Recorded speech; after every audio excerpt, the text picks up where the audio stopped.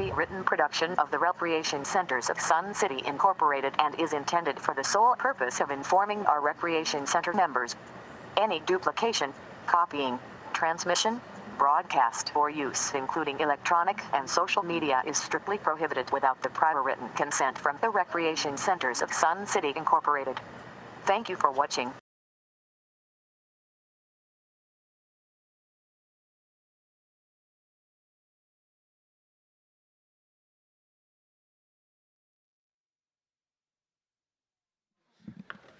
Good morning, everyone. It's top of the hour. If you would rise if you are able and join me in the Pledge of Allegiance.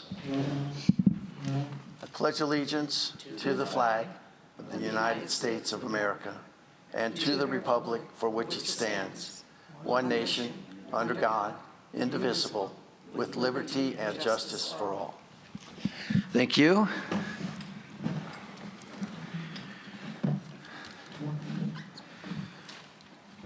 Okay, welcome to our board meeting today. My name is Tom Foster. I'm the president of the 2025 Board of Directors. This regular meeting of the Rec Centers of Sun City Board of Directors is audio and video recorded by the RCSC management and staff and is also being live streamed. Please take out your cell phones and electronic devices and try to put them on a silent mode. As a reminder, verbal or physical aggression toward any member, any guest, or RCSC staff or employee is not acceptable. Offenders may be asked to leave the meeting.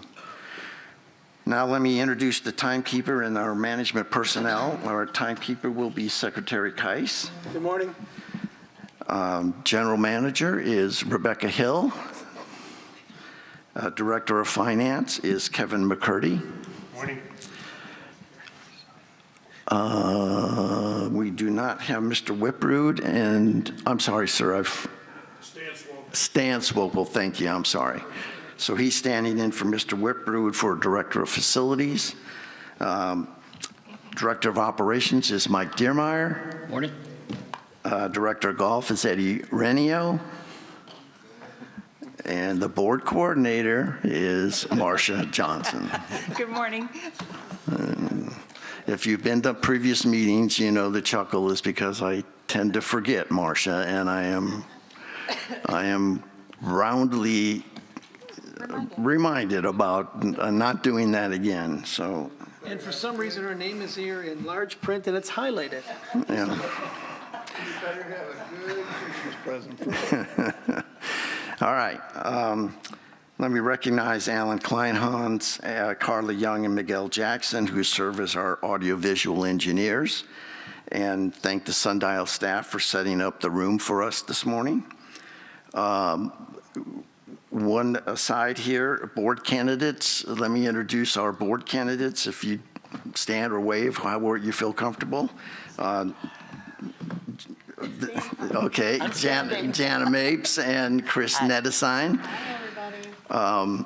And we'll maybe make a brief announcement about the election here when we get to a little further in the agenda here. All right, our first item of business is the roll call of the voting members by Secretary Keiss. And would you please take that roll call? Director Brissett. Here. Director Collins. Hello, everyone. Director Gray. Good morning. Director Mapes. Here. Director Ruff. Good morning. Treasurer Borski is unfortunately not here today, still under the weather. I am here, Vice President Nedesheim. Here. And President Foster. Here. Mr. President, we have a quorum. Thank you. Let me ask if there are any questions on the agenda. Director Ruff. I thought we were going to do The motion that you had alerted me to is not made and not seconded, and therefore belongs to you at this point. Got it. Okay, then I would like to postpone the amendment from the Long Range Planning Committee to increase the amount from 300,000 to 500,000 for PIF projects, and I'm doing this at the request of the Clubs Committee. It has a number of issues coming up, but they don't have any idea of what the costs are going to be yet. So before we change that, we wanted to get their input, and so we'll address it next fall. All right. For next year. So that's fine. We can postpone that indefinitely, and I'll rely on you to bring it forward when it's at an appropriate time. All right. Minutes, the minutes of October 30th, 2025 meeting were posted. If you move to postpone the motion, don't you have to have a second then? Not when the motion is not been made in the first place. So it does not belong to the meeting or the members until it's been made and seconded. Okay. Okay, so approval of minutes, October 30th, 2025 meeting were posted for the director's review. Are there any corrections or additions to the minutes? Seeing none. The minutes for October 30th, 2025 are approved. Thank you. Treasurer's report in lieu of Treasurer Borski, Vice President Nedestein was going to read that report. Would you do that, please? Yes. Good morning, everybody. The Treasurer's report on November 20th, 2025. The balance of unrestricted funds as of October 31st, 2025 was $9.4 million, which includes a $2.5 million cash reserve. Restricted funds include the Preservation and Improvement Fund and the Capital Reserve Fund, including SIF fees received to date, had a balance of I skipped. Now I know why Anita has problems with this. An Improvement Fund, PIF, and the Capital Reserve Fund. As of October 31st, PIF had a balance of $39.8 million, and the Capital Reserve Fund, including SIF fees received to date, had a balance of $11.6 million. During the month of October, RCSC's net operating deficit totaled $474,674 and was higher than budget by $87,324. October income was $2,183,673 and under budget by $54,815. Total operating expenses, excluding cost of goods sold, were $2,626,239 and $42,908 higher than budget due to seed and fertilizer purchases over budget by $22,737 and $36,646 respectively for overseed. RCSC's year-to-date net operating excess was $1,266,056 million and higher than budget by $326,414. Year-to-date income was $23,413,576 and $725,415 below budget, primarily due to golf income. This unfavorable income variance was more than offset by the savings of $1,050,278 in wages and benefits. Thank you. Any questions from the board on the treasurer's report? All right, seeing none, the treasurer's report is filed for audit. Management report. Are there any questions or comments on the management report?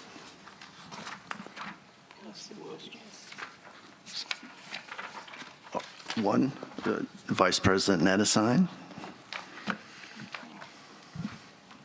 So Director McCurdy, in cardholder services, are we safe to say that we're back to a regular maintenance schedule based on our reserve study and annual requests now, as we have, as the management has been working through the deferred maintenance budget that we have had for the last 3 years? Yeah, Director Nedestein, I would say that with respect to our facilities, we're almost caught up with respect to our repairs and maintenance, and we'll be on the schedule as defined by the reserve study. With respect to golf equipment specifically, we're still quite behind with respect to replacement of old golf equipment. We've been playing a catch-up game there, but we're still about $3 million short of what we should have spent to date to replace our aging golf equipment, particularly mowers. Okay, thank you. I have another question with regard to, there's a statement under IT that the IT team has installed Screen Connect and Scale Fusion to almost all desktops, laptops, and tablets. Could you provide an explanation for the members that may not know what Screen Connect and Scale Fusion are, please? Yeah, Director Nedesheim, in a nutshell, that is software that can track the location of all of the information technology assets, and we can remotely shut off things. So if a company phone or laptop were to be lost or stolen, we could remotely shut that off so that any access to privileged data could be prevented. Thank you. Director Renio.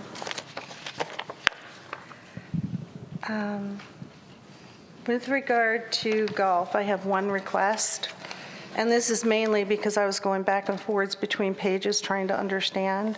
Between expenses, revenue and expenses, we flipped the actual and budget. Can we keep the colors the same, please? Because it took me a hot minute to figure out that that was different. Yes, we can do that. Thank you. Stan, I don't know if you would have an answer to this.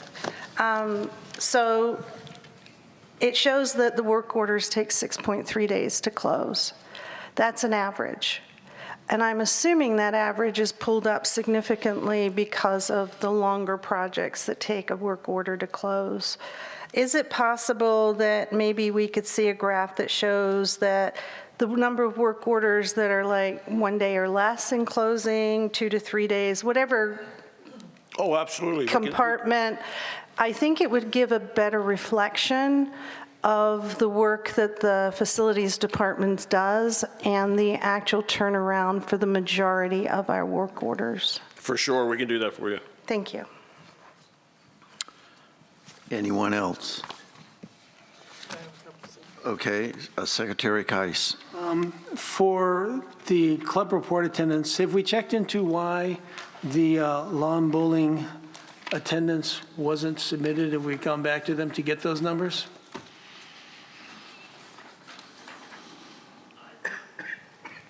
Sometimes the clubs forget, but they eventually get the numbers in.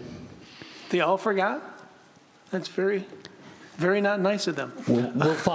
Angela and the group follow up with them, though. They'll eventually get the numbers. This is new. They're not used to these numbers being publicized. Okay. I will, we'll talk with them at the lawn bowling committee meeting.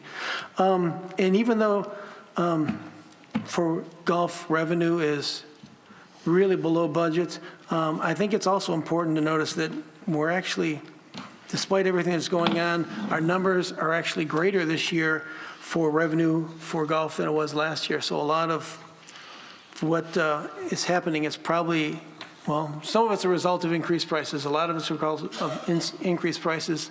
I think, is it true, Mr. Renio, that maybe the budget for this year was not as good as it could have been?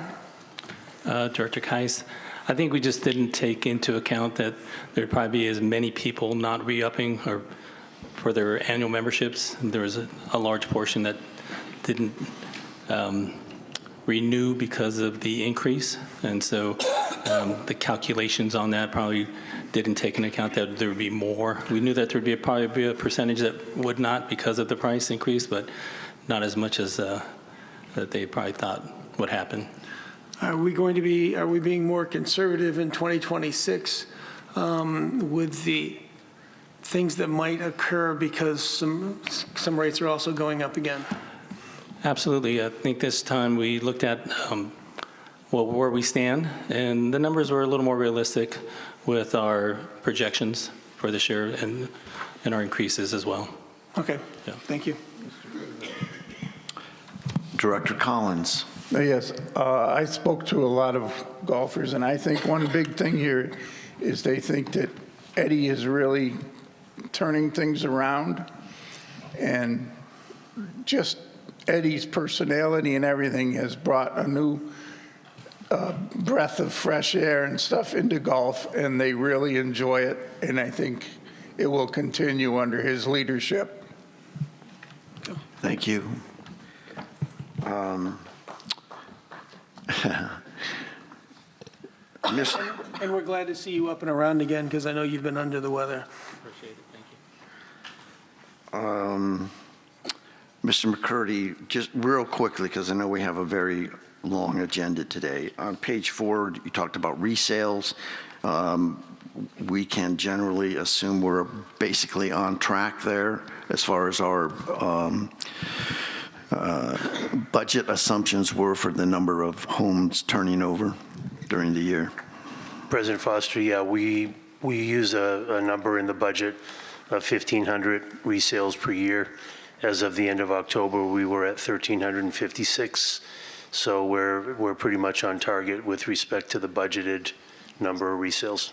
All right, thank you. I'm not sure if this one is for you or not, but on page 6, there's at the top of the page on human resources, there's some discussion of open positions, and it seemed like we were closing that gap. Is that indeed the case? The time to close and the number of open positions is pretty much on target. Yep. Okay. On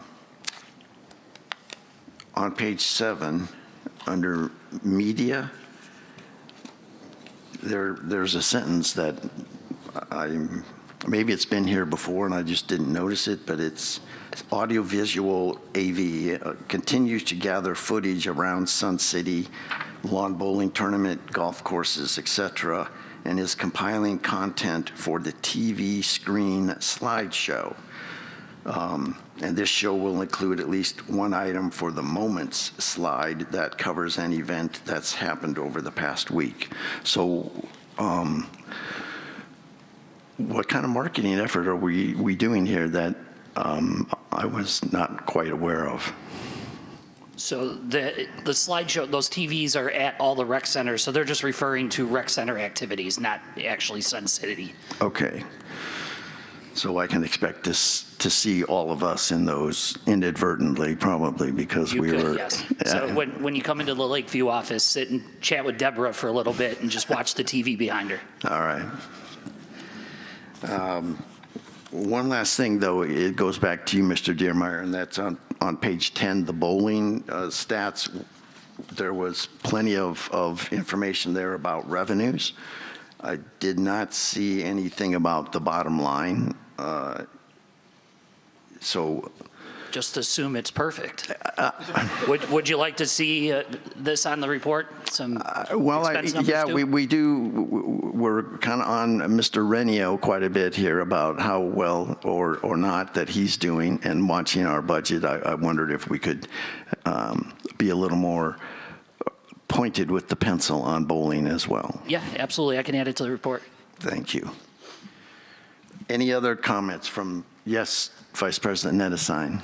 So to follow up, Mr. McCurdy, on my question about the deferred maintenance, what I meant to add at the end, and it went right out of my head, so I want to add it now, is to thank all of the directors for the hard work that they have done for the last 2.5 years in getting through our deferred maintenance. It's much appreciated, and I know that it has been a lot of long hours and a lot of hard work, from directors all the way down to our individual facilities attendants and things like that, and our, facilities working group and stuff like that.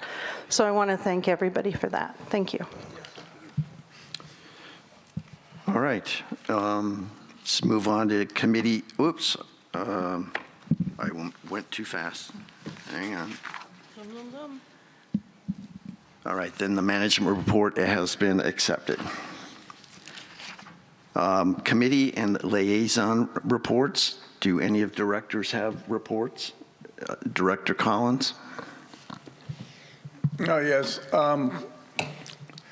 As everyone knows, this is a tough year for all our seniors.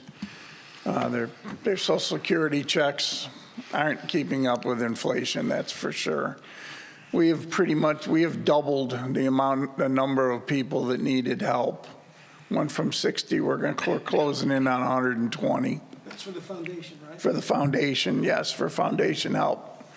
We have the trees decorated with cards in different locations around Sun City, and I have a metal sign where you can grab a card and get a gift card. We really need some help on that since we have so many people. So if you have a few extra coins in your pocket and you can spare it, please pick up a card and get a gift card and turn it in. Thank you. Thank you. Secretary Kais.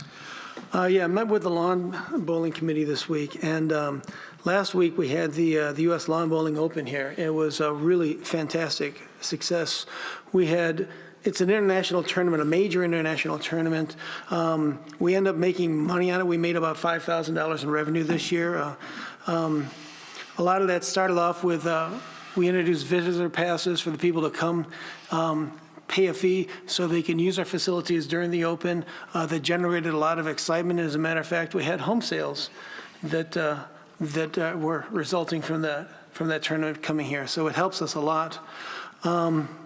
And I've already talked with the general manager, and she's approved to have the tournament here again next year, and is excited about finding different ways that we can increase our revenue from the tournament and increase exposure in the area and for everybody around it.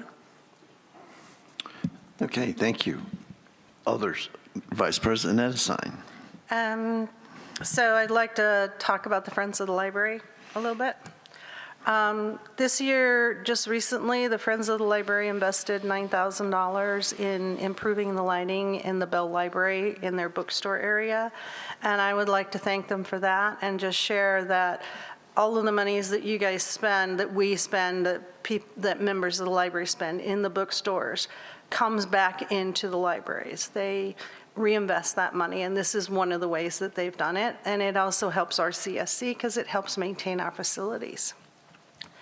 Also, I would like to share that the Friends of the Library Board will be on a retreat on December 5th for planning and direction for 2026, and that they're always looking for volunteers for the Friends of the Library, but for the people who are already volunteering for the Friends, look for communication about volunteer events through the end of the year and into the new year. So if you're wondering, what's happening at the end of the year with the Friends, look at their communications, they'll have that.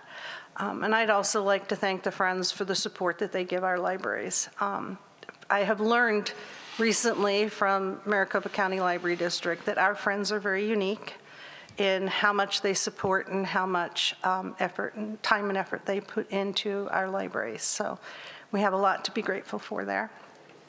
I'd also like to share that the Technology Committee is working with our IT manager in coming up with what our next steps need to be technologically to help us move to the next step. Everything's a phase, so we go in phases. What's our next step? Our next step is independence from any particular software company, and we're looking, the IT manager has a proposal. He's brought it to the Technology Committee, and you can look forward to a recommendation from the Technology Committee once they've had the opportunity to talk to the board. Thank you. Director Ruff.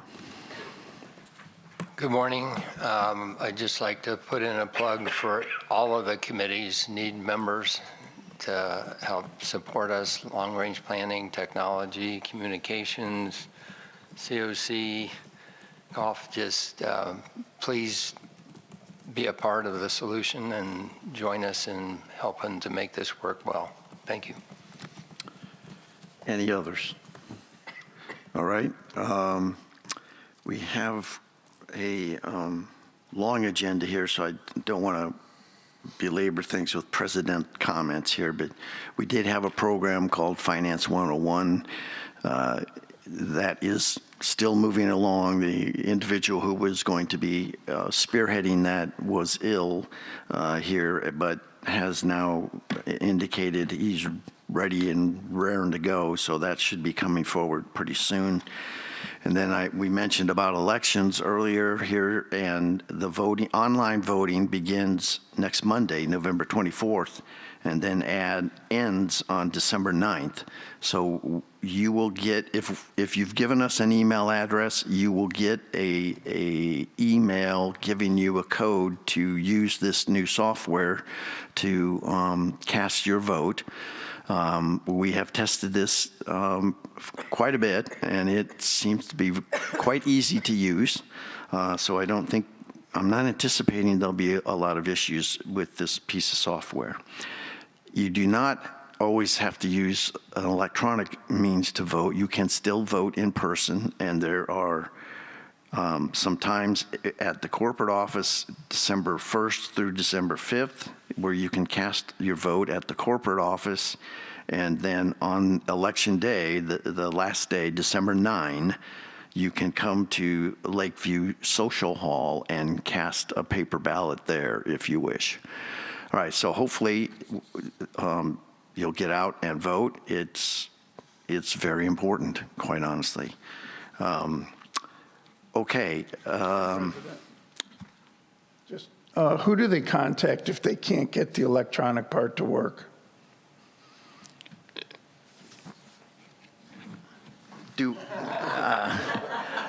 Perhaps Marcia. That's why her name was in such large font on my. I guess I'm not anticipating. It's so straightforward that I was not anticipating there would be great problems there. But Well, I don't know. Rick answer. Oh yeah. Well, Rick is the head of the elections committee, so perhaps he should jump in here and let us know. Well, I just want to reemphasize what the president said, that it has been vetted and tested. We've had several in-house trials, and you do not have to be very fluent in computer. You click on the link on your email, it takes you to the site. You don't have to figure out a whole bunch of stuff. You just have to decide who you want to vote for. This is a very straightforward program, so I don't foresee anybody having trouble if they've got an email account. Again, there's a link that you just click on, and it takes you right to the page. So I think this software is going to do us a lot of good, especially from what we came from. I think it's going to be very beneficial. But for people that can't or don't want to vote online, how do they do it? Again, as the president said, you will have options that you can come in and vote between December 1st and 5th, or we have the day of voting as we always had, where people can come in and there'll be that election day opportunity to vote. Director Ruff. I did one of the tests on it. It took me a really long time, like 4 seconds. I clicked on it, it popped up. You go click, click, click, done. And I'm going, wait a minute, it can't be this easy. It is. All right, excellent. Okay, anything else so we can move on with the agenda here? All right, the next item we postponed, so let's move ahead to the next item of business is the second reading of a motion to approve the proposed 2026 operating and capital budget. Vice President Nettesheim, would you read that motion, please?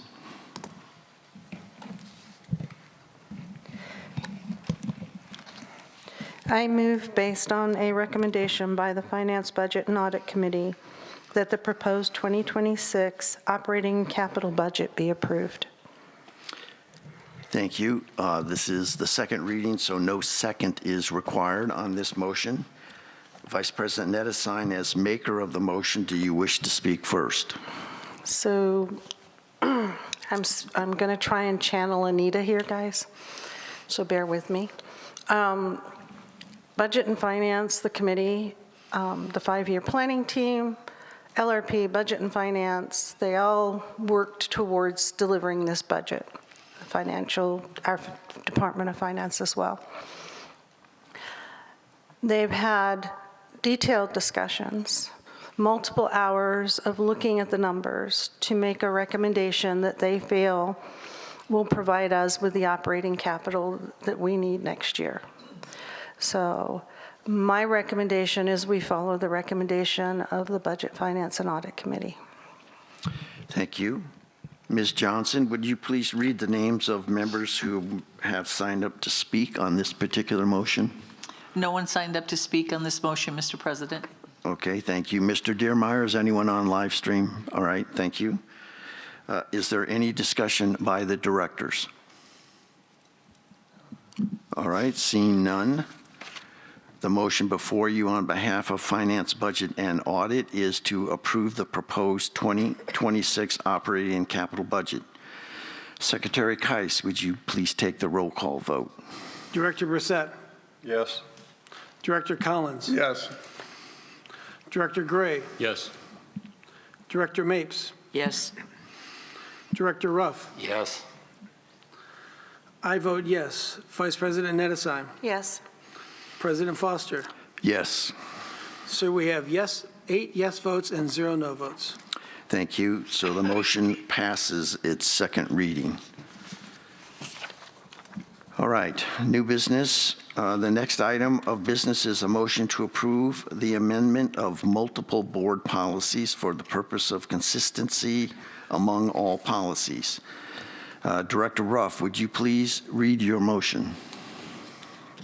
I move to amend Board Policy 1, titled Conflict of Interest, Board Policy 2, titled Senior Management, Board Policy 3, titled Corporate Records, Board Policy 6, titled Corporate Privacy Policy, Board Policy 9, titled Card Holder Guests and Host Punch Cards, Board Policy 14, titled The Posting of Signs and Distribution of Literature, Board Policy 25, titled Food and Beverage, Board Policy 31, titled Risk Management Policy, Board Policy 32, titled General Manager, Board Policy 35, titled Reasonable Accommodation Policy for Persons with Disabilities, as follows. And the only change we're making to any of those is the language at the beginning of the board policy. So we're not changing anything in the actual policy words, but we're changing the language. So it's whereas Article 5 of the corporate bylaws empowers the board of directors of the Recreation Center of Sun City to adopt board policies not in conflict with the Arizona Nonprofit Corporations Act, ANCA, articles of incorporation, or the corporate bylaws. So the change there is we didn't specify this section in Article 5 of the bylaws, and we added the Arizona Nonprofit Corporation Act. Second paragraph in there does not change, and the third one is whereas the ANCA articles and the bylaws must take precedence over board policies. And so it's just some language clearing those up so that everything's in the same format. Thank you. Is there a second? Second by Director Gray. Director Ruff, as maker of the motion, do you wish to speak first? Yes, I do. This is a simple formatting thing and does not change anything substantial in any of those policies that I just read. I recommend we approve it as made. Ms. Johnson, would you please read the names of any members who have signed up to speak on this particular motion? Mr. President, no one signed up to speak on this motion. Mr. Dearmeyer, no one? All right. Is there any discussion by the directors? All right. Seeing none. So all of this was just in the preamble. Okay, that's what I recalled. All right. The motion before you is to approve the amendment of multiple board policies for the purpose of consistency among all policies. Secretary Keiss, would you please take the roll call vote? Director Brissett. Yes. Director Collins. Yes. Director Gray. Yes. Director Mapes. Yes. Director Ruff. Yes. I vote yes. Vice President Nedesheim. Yes. President Foster. Yes. Sir, we have 8 yes votes and 0 no votes. Thank you. So the motion passes its first reading. Next item of business is a motion to adopt a new board policy number 5 titled Board Officer Duties and Responsibilities. Vice President Nettesheim, would you please read your motion? I move to adopt a new board policy number 5 titled Board Officer Duties and Responsibilities. Thank you. Is there a second? Second by Secretary Keiss. Vice President Nettesheim, as maker of the motion, do you wish to speak first? Yes, I do. The purpose of this board policy was to expand upon the changes we made in Article 5 with the bylaws to more clearly identify what the 4 officers' responsibilities are. It has a twofold purpose. One, to let somebody know who's running for the office what their duties and responsibilities are. And then the second is to let the members know what each officer is responsible for and what their duties are, so that as you're watching the secretary do things up here or the vice president or the president, the members are aware of what the different responsibilities are. But it also allows us, as we volunteer for the officer's position, to understand what we're volunteering for, so more clearly define our duties. Thank you. Thank you. Ms. Johnson, would you please read the names of members who have signed up to speak on this particular motion? Mr. President, no one signed up to speak on this motion. Okay. Mr. Diermeyer? No one. All right. Is there any discussion by the directors? Seeing none, the motion before you is a motion to adopt a new board policy number 5 titled Board Officer Duties and Responsibilities. Secretary Keiss, would you please take the roll call vote? Director Brissett. Yes. Director Collins. Yes. Director Gray. Yes. Director Mapes. Yes. Director Ruff. Yes. I vote yes. Vice President Nettesheim. Yes. President Foster. Yes.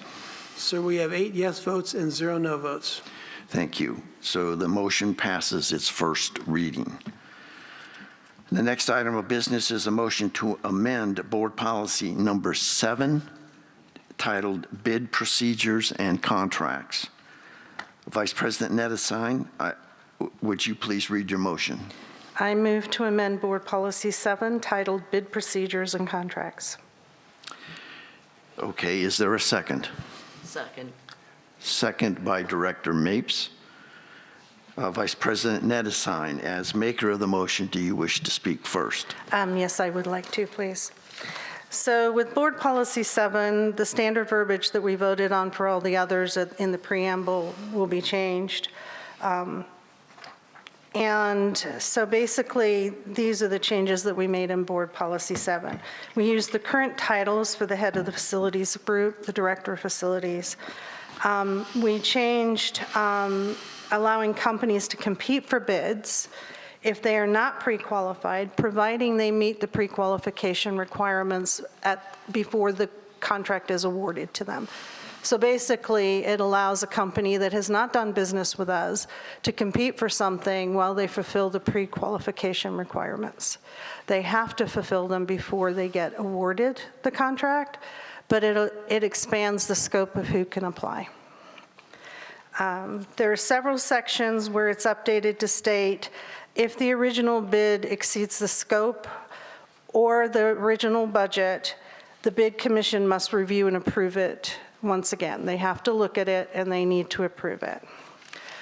We outlined expectations. There's an extensive section that outlines expectations for the big packet contents and the overall bid packet process, including a final review of the completed project, cost, scope, and inspection results. This is twofold, that the bid commission approves it. They need to make sure that what they approved is what came to pass. But more importantly, it outlines a archival historical document now for this project, so that if we have a similar project in the future, we can now go back and look at what the historical project in the past has, and it gives us a better idea of how a scope might have changed based on our particular facilities. So it provides us with the historical data we need. And we also removed the actual number of directors on the bid commission to allow for a right sizing of the bid commission. This year, we probably would have had more than 3 or 4 directors on the bid commission, as the majority of directors were interested in individual projects as they came forward. And this would allow the president, give the president scope to add more than 3 or 4 directors should we have multiple projects coming up. Thank you. Thank you. Ms. Johnson, would you please read the names of any members who have signed up to speak on this particular motion? Mr. President, no one signed up to speak on this motion. All right, thank you. Mr. Dearmeyer?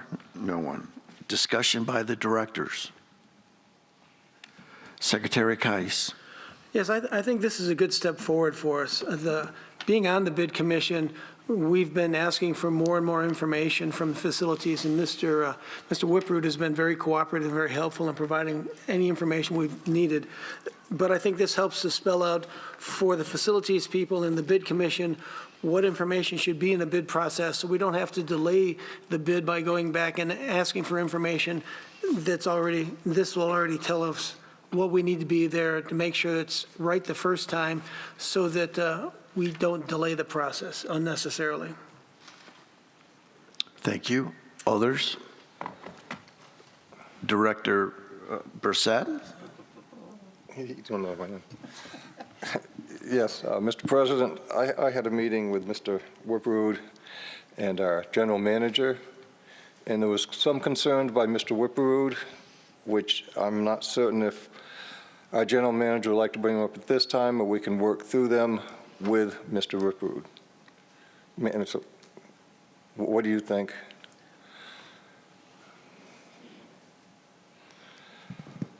Thank you.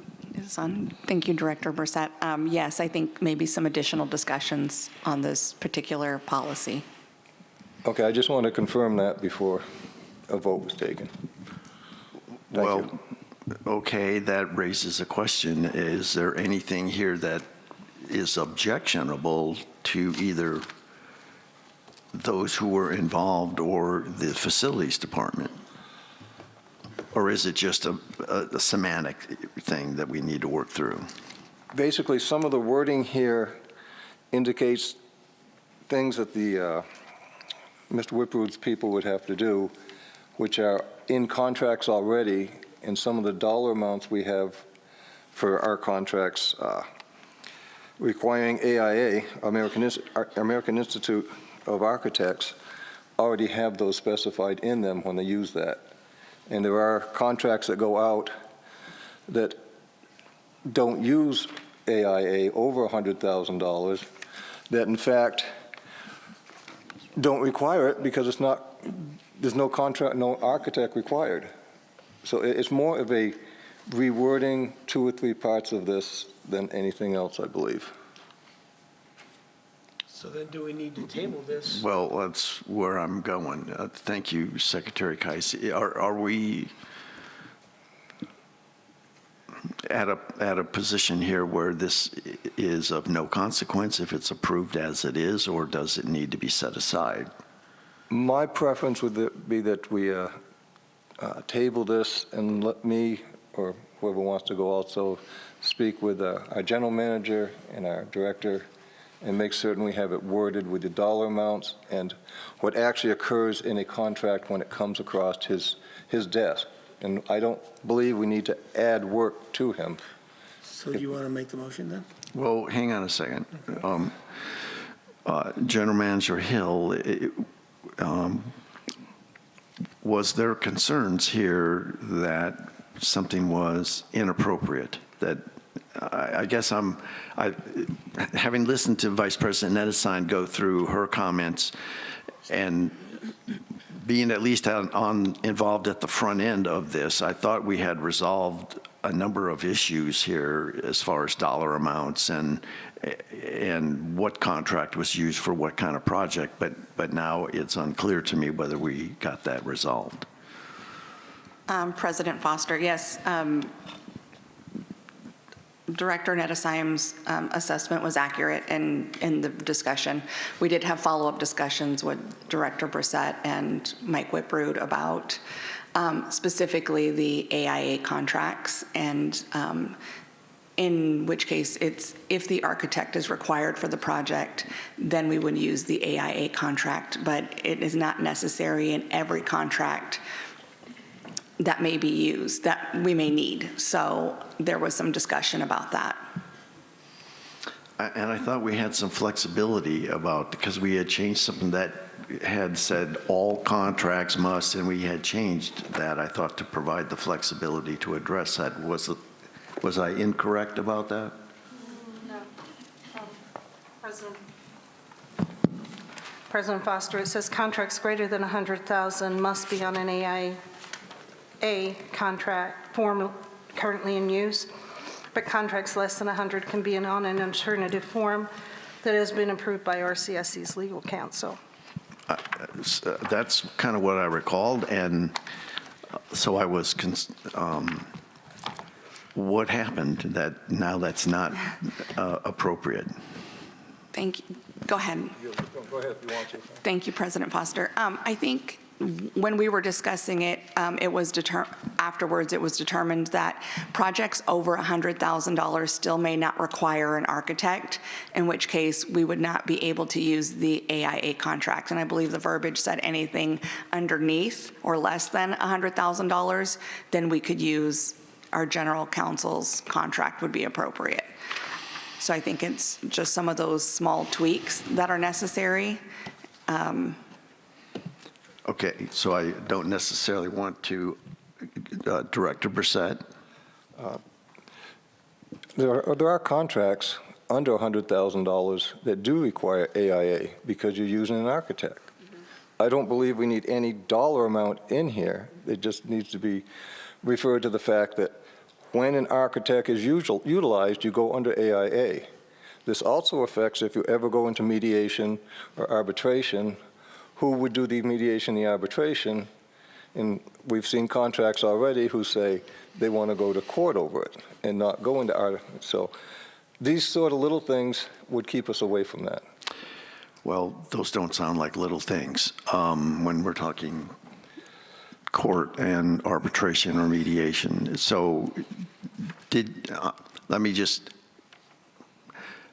ask first, was there language that has been thought through that could be substituted or not at this point? I don't believe we came to the exact language. I believe we can. Okay. There's no fight here at all. It's just wants to make sure it's correct so that his people follow the board policy, but also stay in line with what normal general contracting practices are. But we're not going to clarify that today. We are not. It doesn't sound like. So we have a motion here to approve. Go ahead. I'm sorry, Director Ruff, did you have a comment? I just want to recommend that not table it, that we would postpone it if we're going to postpone it to the next meeting. Well, tabling is a little more severe than postponing. Yes. And we can carry over. We've changed the bylaws to allow for that. Is Director Gray? Thank you, Mr. President. Do we not have the ability to move this as it is and then have an amendment on the second reading so that we don't delay the process? That's a gray area, Mr. Director Gray, no pun intended. We've had some mixed guidance on that specific point. It is so I guess it doesn't matter what my opinion is. I can't point to anything that I can say confirms that, yes, we can do as you just proposed. I don't think I have that parliamentarian clearance at this point. Yes, sir. I can add to that if you'd like. We gave recommendations to, if you'd like to hear our recommendations, I can give that to you. Well, perhaps we The reasons why, it's actually speaks to the reasons why the AIA. AIA or contract packages are not free and are intended for large complex projects typically exceeding 100,000. Are administered through licensed architect firms. These documents are not appropriate, required for small to mid-sized projects engaging architects firms. For projects under 300,000 would significantly increase the cost, potentially causing projects to go over budget. It would result in unnecessary use of an architect, which is not required for contracts in this scope. Okay, so can I add, now I'm really confused. Because I have people saying, I'm sorry, we shouldn't worry, it's about having an architect. And now you're saying, no, it's large-scale projects with architects, because we just heard an argument that it could be less than $100,000 with an architect that you're saying is a large-scale project.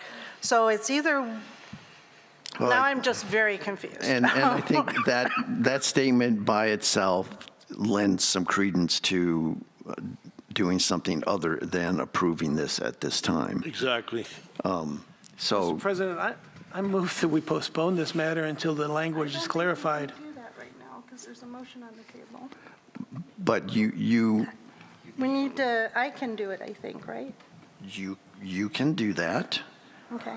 It's a secondary motion. It is a secondary motion. I'm allowed to make that. That you are allowed to do. That is correct. Okay. So it's Yes. appropriate, what Okay, then Secretary Preston Kise can do did. that. Yeah. Yes. I move to postpone the matter until the language is clarified between the general manager and the facilities people so that everybody's in agreement and it works best for us as a corporation. All right. Is there a second? Second. Second by Director Ruff.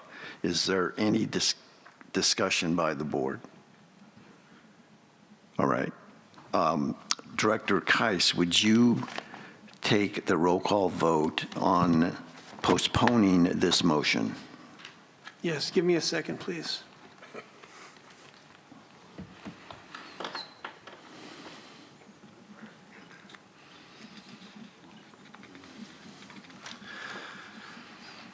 Director Brissett. Yes? Director Collins. Yes. Director Gray. Yes. Director Mapes. Yes. Director Ruff. Yes. I vote yes. Vice President Nedesheim. Yes. President Foster. Well, we'll make it unanimous and say yes. So we have 8 yes votes and 0 no votes. All right, so this motion has been postponed, and we will bring it back after we've taken care of these issues. So thank you very much on that. All right, let's move ahead on the agenda. The next item of business is a motion to amend Board Policy Number 8, titled Privileged Cardholders. Director Ruff, would you read that motion? I move to amend Board Policy 8, titled Privileged Card Holders. Is there a second? Second by Director Collins. Ms. Johnson, would you please, I'm sorry, I got too fast there. Director Ruff, as maker of the motion, would you like to speak first? Yes, I would. There is some relatively minor changes. It's not a big change. We did the top part, but under the documents required, the non-owner must present to the cardholder service office a signed lease or completed and notarized affidavit for non-owner occupant form. So it's just tightening up the wording there for that process. And a minor change from the refund amount may be applied instead of will be applied in paragraph C1. Other than that, it's the same as it's been primarily. Okay. Ms. Johnson, would you read the names of members who have signed up to speak on this particular motion? Mr. President, no one signed up to speak on this motion. Ms. Dearmeyer, okay, thank you. Discussion by directors. All right, seeing none. The motion before you is to amend Board Policy Number 8, titled Privileged Card Holders. Secretary Keiss, would you take the roll call vote? Director Brissett. Yes. Director Collins. Yes. Director Gray. Yes. Director Mapes. Yes. Director Ruff. Yes. I vote yes. Vice President Nedesheim. Yes. President Foster. Yes. So we have 8 yes votes and 0 no votes. So the motion passes its first reading. The next item of business is a motion to amend Board Policy Number 10, titled RCSC Rules and Regulations. Vice President Nedesheim, would you please read your motion? I move to amend Board Policy 10 titled RCSC Rules and Regulations. Is there a second? Seconded by Director Gray. Vice President Nedesheim, as maker of the motion, do you wish to speak first? Yes, I would like to speak first. The standard verbiage at the top is being changed. We've clarified some standards under the Code of Conduct area with regard to interaction. And then based on member feedback around the use and rental of RCSC facilities, particularly item 7, we clarified that for groups of 10 or more, the criteria applies only to reservable spaces, not to public spaces like the breezeway here at Sundial. And we've also added clarification that requests can be made for the reservable spaces less than 30 days, but the approval of that will be at the management's discretion. Thank you. All right, thank you. Ms. Johnson, would you please read the names of members who have signed up to speak on this motion? Lana Williams.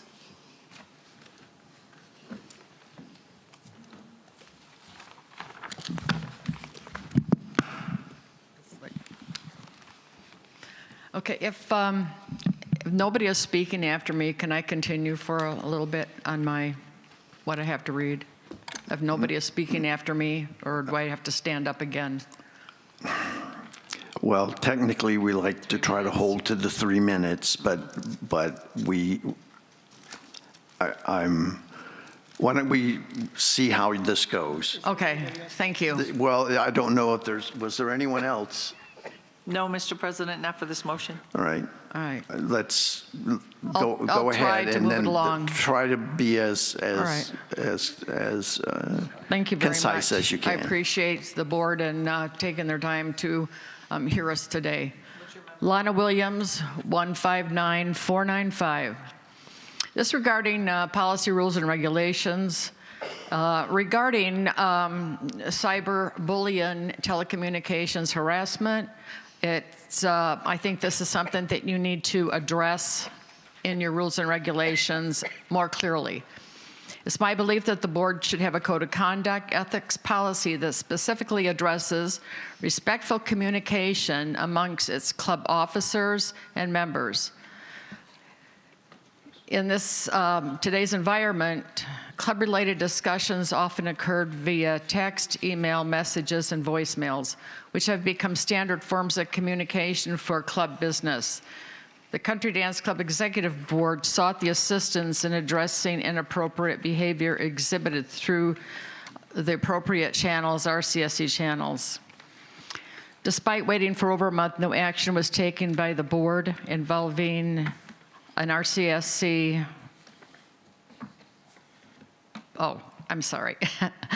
meetings involving an RCSC board members and others were held, yet I and another affected member were not included in this meeting.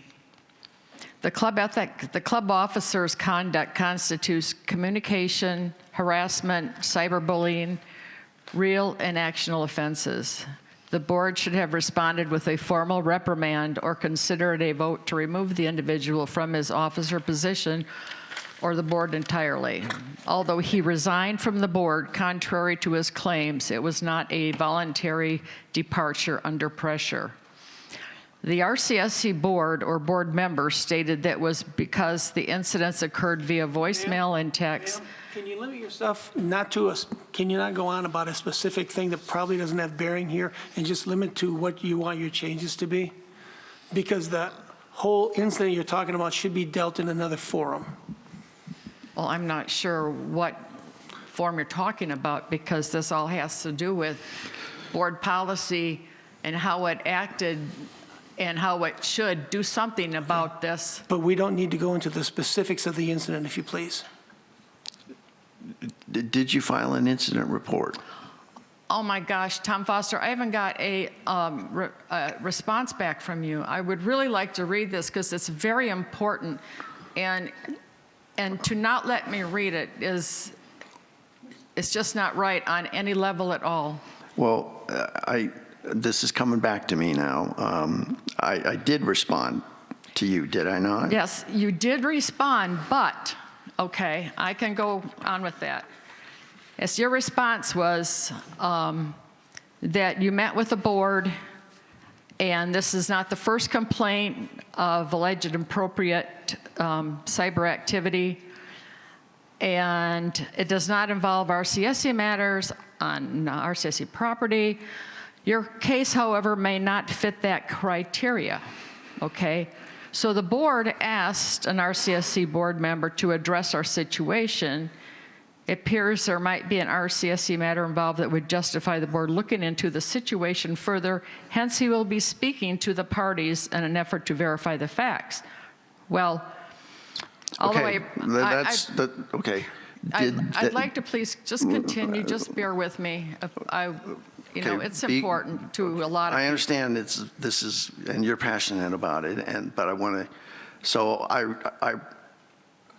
I recall that we were trying to delineate between things that were taking place in emails or text messages or on websites that really had nothing to do with RCSC property or matters, and quite frankly, the legal or lack of legal grounds for us to act on that. Your case suggested that there might be something RCSC related to that, and so a director was asked to look into those facts.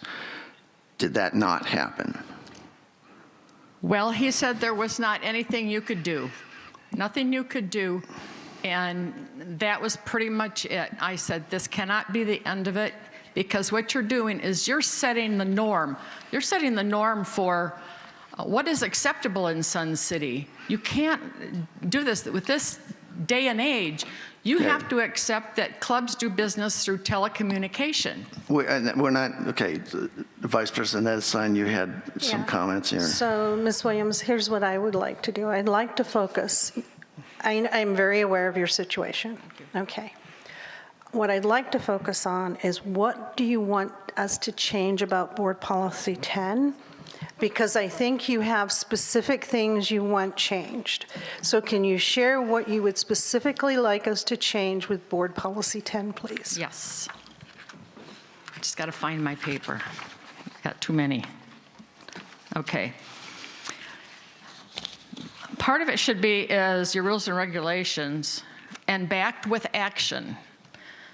Members, especially executive members on clubs, are strictly prohibited from engaging in bullying, cyberbullying, telecommunications harassment, or any form of intimidation or threats against other members or club property. This includes conduct occurring on club premises, at club-sponsored activities, or through electronic means that impacts the club environment or members' well-being. Okay. That's the point right there. Okay. Thank you very much. That's what I was looking for. Would you be willing to take that excerpt that you just read and send it to the board so we can read it. I was jotting as fast as I could. I but if will do that. I will clean it up a little bit if I may and try to make it clearer. Okay, thank you, because that's something with Board Policy 10 we can look at and potentially take action. Well, I'm wondering now, having heard that this was club-related, if this is the wrong board policy. Board Policy 12. Maybe Board Policy 12 is where this should go. Director Collins, is there anything in Board Policy 12 that's upcoming on this agenda that would address this situation?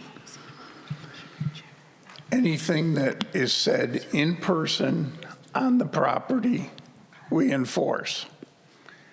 If it's an email or a text, it's going to one person. They can block it, they can do whatever, but right now we're not enforcing any emails, any text, or a recording. Excuse me, but if you did read, I know you got a copy of the communication between myself, the other executive board member, plus another board member that was part of this.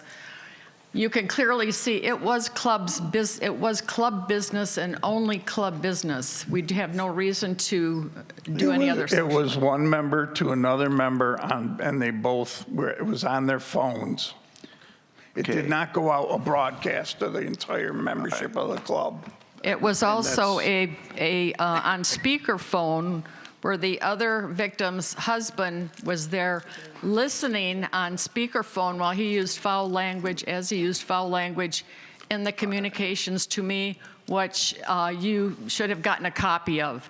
I mean, he used the F word, he used more than one time. I think we can get to this. Thank you. Director Gray, did you have a comment? Yes, I think I can understand the stress. I think before we start putting anything when it comes to this particular form of communication into our board policies, I think we need to check with our legal counsel, because there are certain things that we can and certain things we cannot do. And I think this may be a step beyond what we can legally enforce. So I would suggest, if we're going to look at this, we need to check with our legal counsel. So that is why I was asking that the verbiage be sent, and then we can take action. We can decide where it belongs. We can decide what the next steps are. And then once we've done all of our due diligence, we can then share that with you. Thank you. I think there's a procedure that we need to follow here. So if you would send that language to the board, and then we will follow up on that. I do think it's probably more appropriate in this circumstance in Board Policy 12 than Board Policy 10, but let's let legal direct us on that.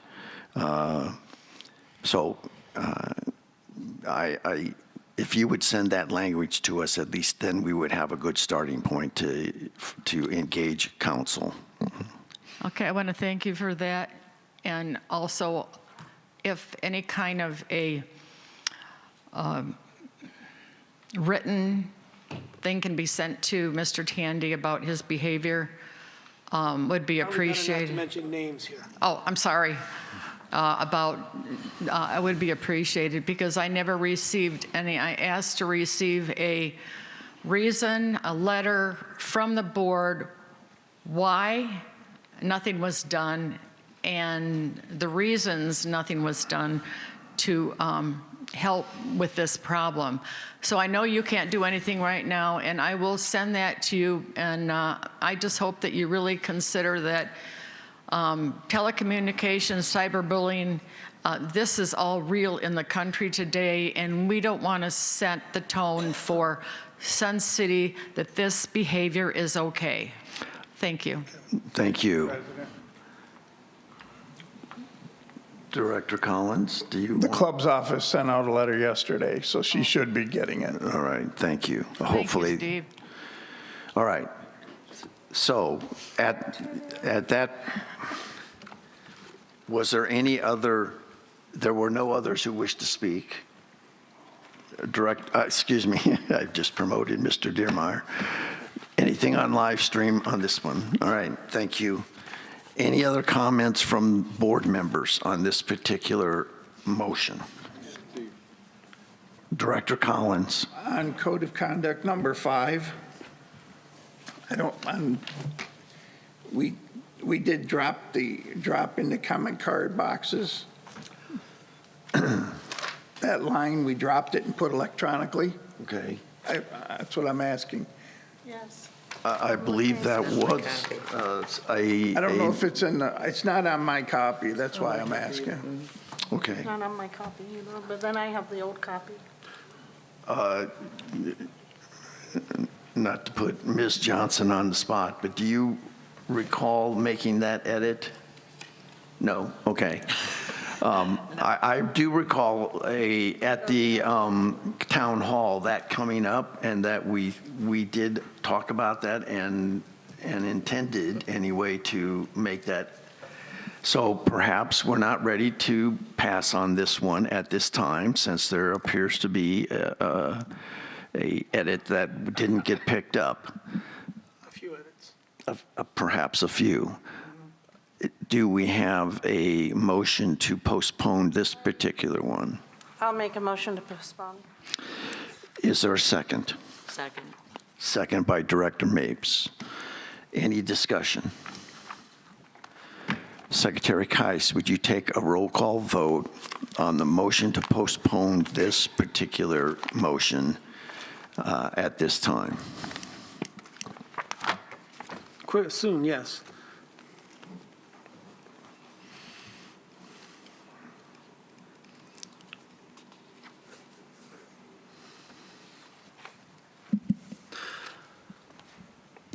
Director Brissett. Yes. Director Collins. Yes. Director Gray. Yes. Director Mapes. Yes. Director Ruff. Yes. I vote yes. Vice President Nedesheim. Yes. And President Foster. Yes. Sir, we have 8 yes votes and 0 no votes. So this motion has been postponed. Next item of business is a motion to adopt new board policy number 11, titled Petition Procedures. Secretary Kais, would you please read your motion? Soon. I moved too quickly for you, sorry. I move to adopt a new board policy 11 titled Petition Procedures. Is there a second? Second by Director Gray. Secretary Kais, as maker of the motion, do you wish to speak first? Yes. Board Policy 11 on petition procedures was removed from the previous bylaws nearly word for word. We incorporated the Arizona Nonprofit Corporation Act into the petition process and did a slight amount of wordsmithing, but the petition process and petition process timing are unchanged from what was in the previous bylaws. Thank you. Ms. Johnson, would you please read the names of members who have signed up to speak on this particular motion? Mr. President, no one signed up to speak on this motion. Mr. Dearmeyer? None. Directors, any comments? No comments. All right. The motion before you is a motion to adopt new board policy number 11, titled Petition Procedures. Secretary Kais, would you please take the roll call vote? Director Brissett. Yes. Director Collins. Yes. Director Gray. Yes. Director Mapes. Yes. Director Ruff. Yes. I vote yes. Vice President Nedesheim. Yes. President Foster. Yes. Sir, we have 8 yes votes and 0 no votes. The motion passes its first reading. The next item of business is a motion to amend board policy number 12, titled Chartered Clubs. Director Collins, would you please read your motion?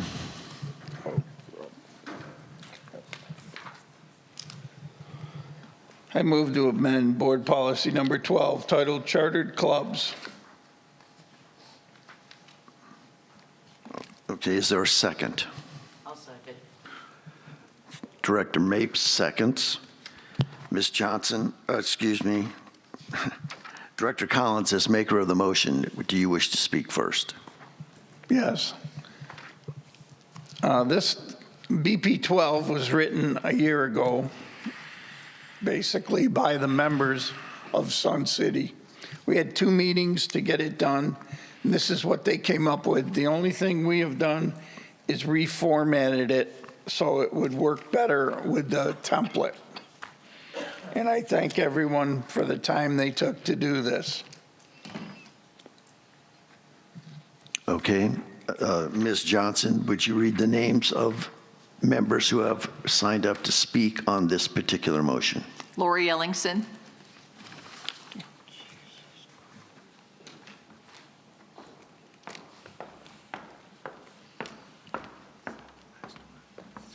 Good morning, Lori Ellingson, 133335. I would like to make a recommendation that you table this as well. There's not enough time for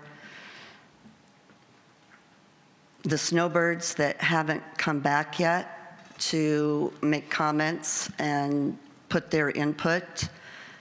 A lot of the issues that Lana Williams brought up with Country Line Dance, there's other clubs that have similar issues that have not been addressed appropriately. And there's been a lot of meetings within the past 2 months. And as you can see from the poor turnout, there's a lot of members that would like to see changes made, and I feel if we table this or postpone it, that will give other members an opportunity to put their input. Thank you. All right. Anyone else? Mr. President, everyone who spoke, who signed up has spoken. Thank you. No one on live stream, okay? Directors, any comments? Director Collins.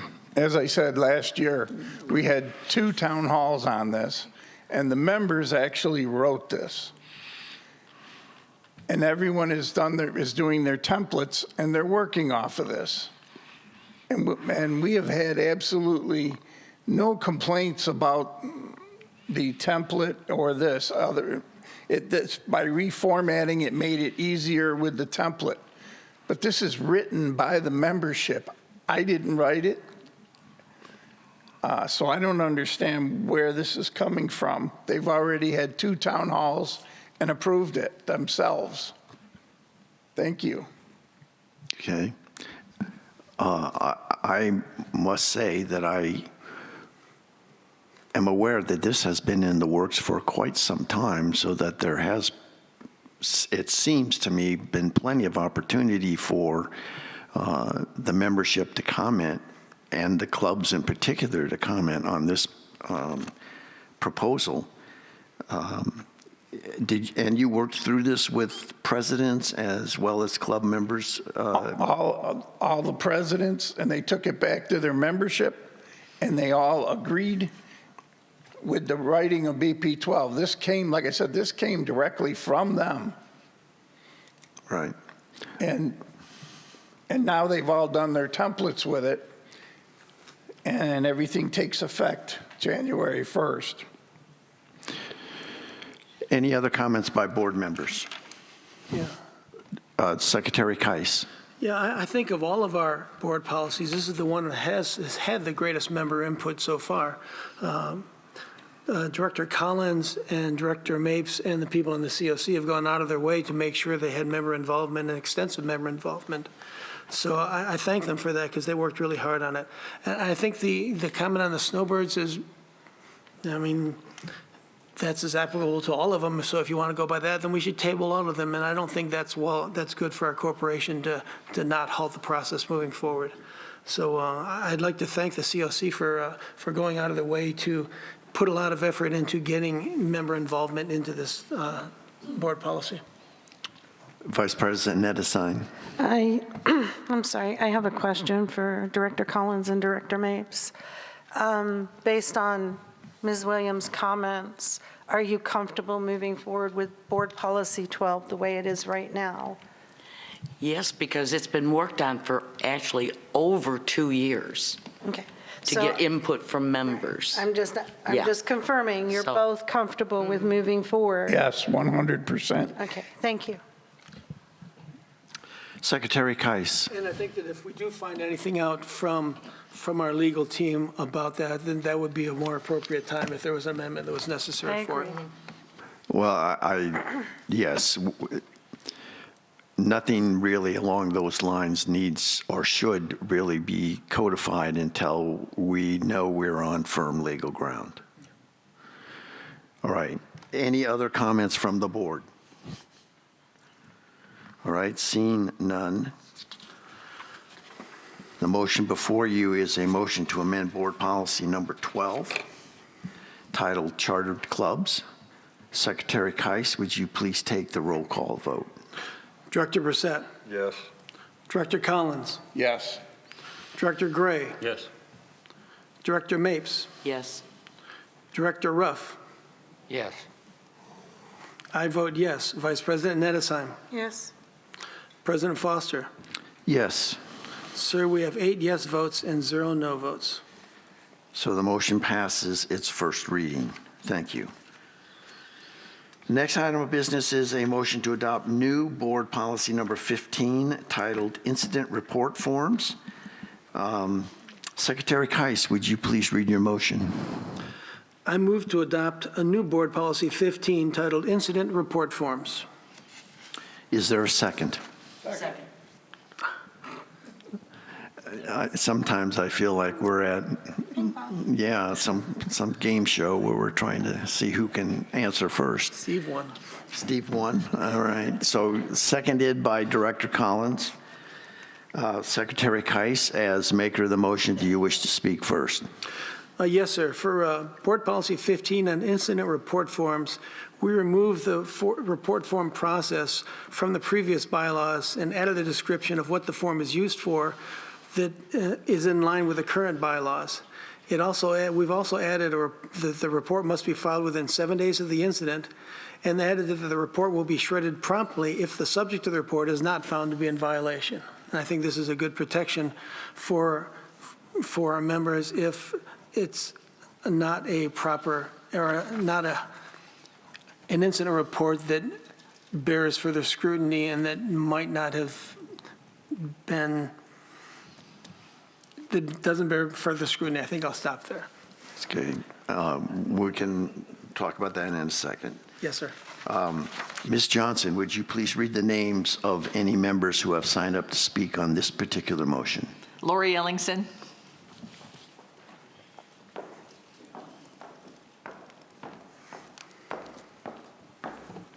Lori Ellingson, 133335.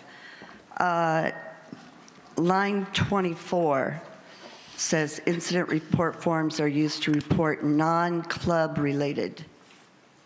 So is there a distinction between, so any club related incidents, how are those reported?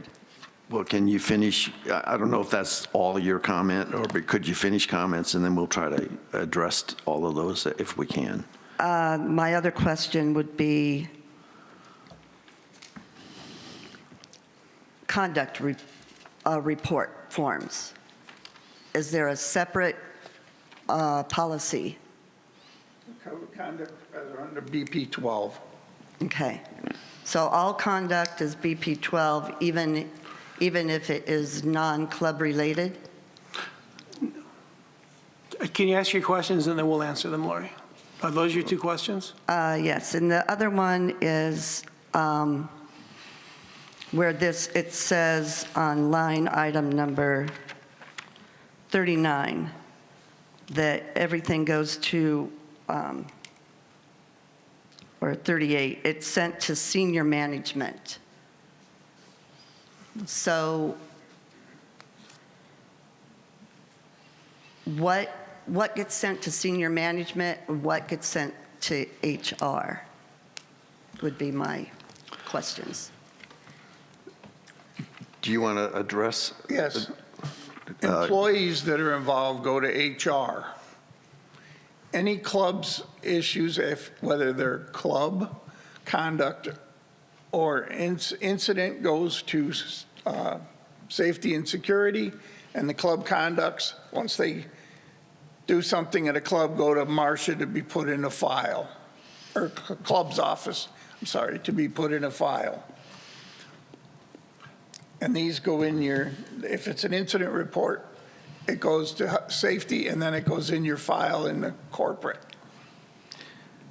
So the incident is non-club related. The conduct is club related. Yes. And is covered by PP 12. Okay.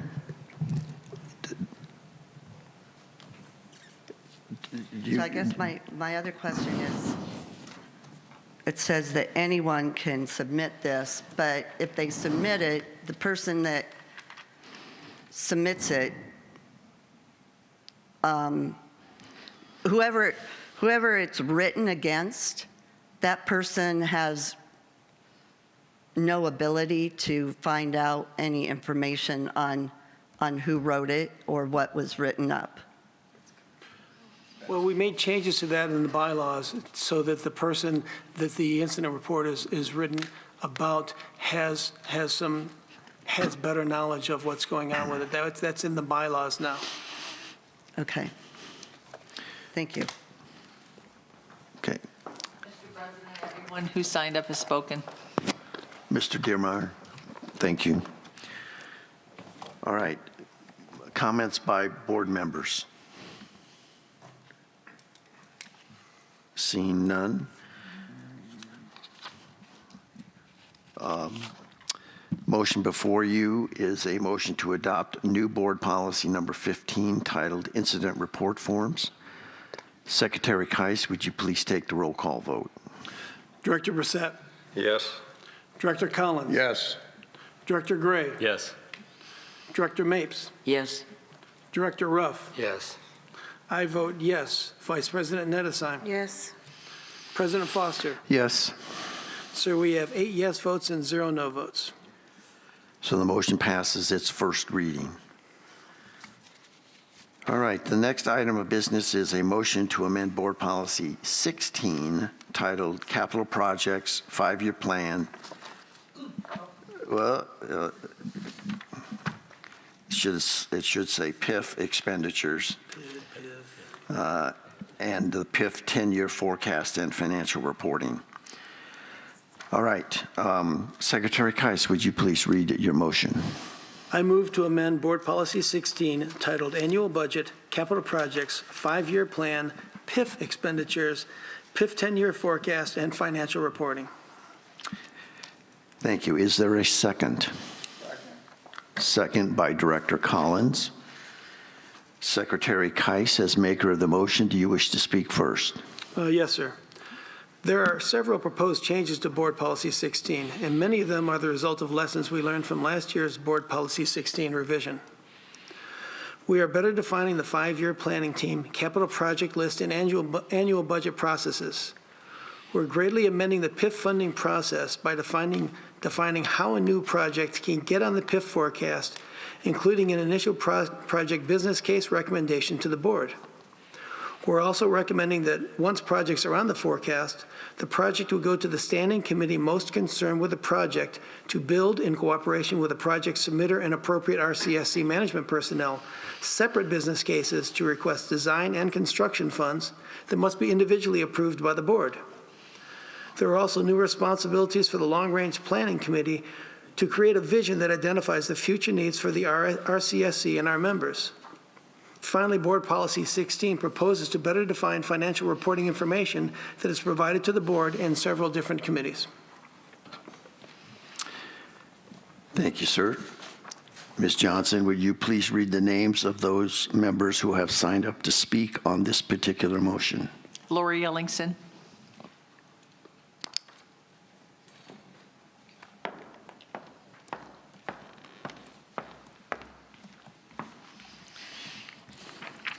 Lori Ellingson, 133335.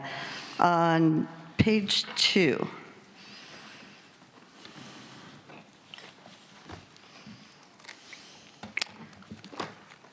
under section D, projects funded from Preservation Improvement Fund must, number 2 says be a minimum of $300,000. Didn't you change that to 500,000? No, that was postponed. Okay. And then item number 4 are not to be spent for normal operating or maintenance expenses. So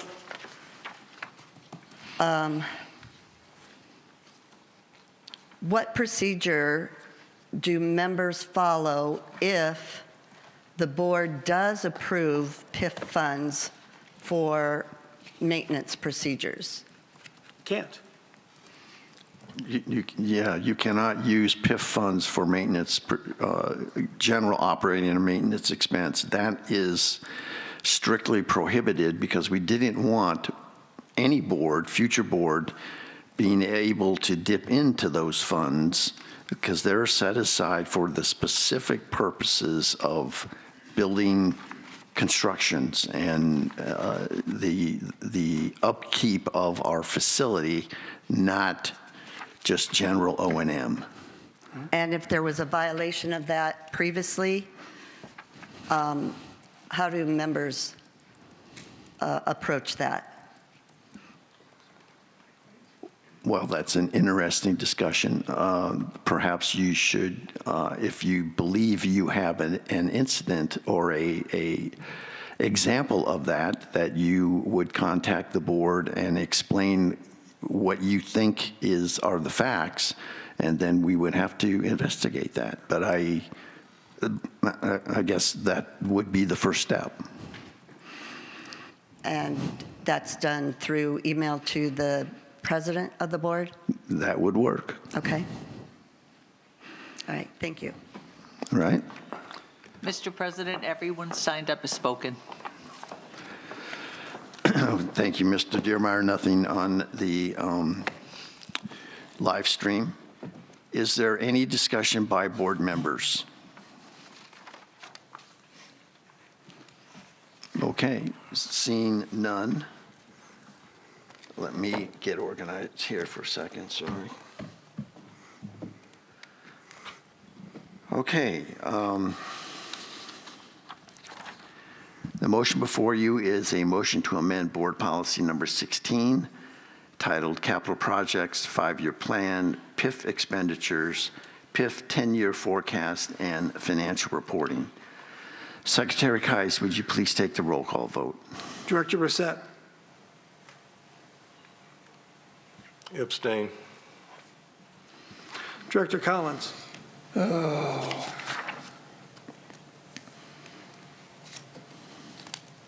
going to also abstain. Director Gray. Yes. Director Mapes. Yes. Director Ruff. Yes. I vote yes. Vice President Nedesheim. Yes.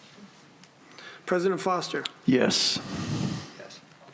So we have 6 yes votes, 0 no votes, and 2 abstentions.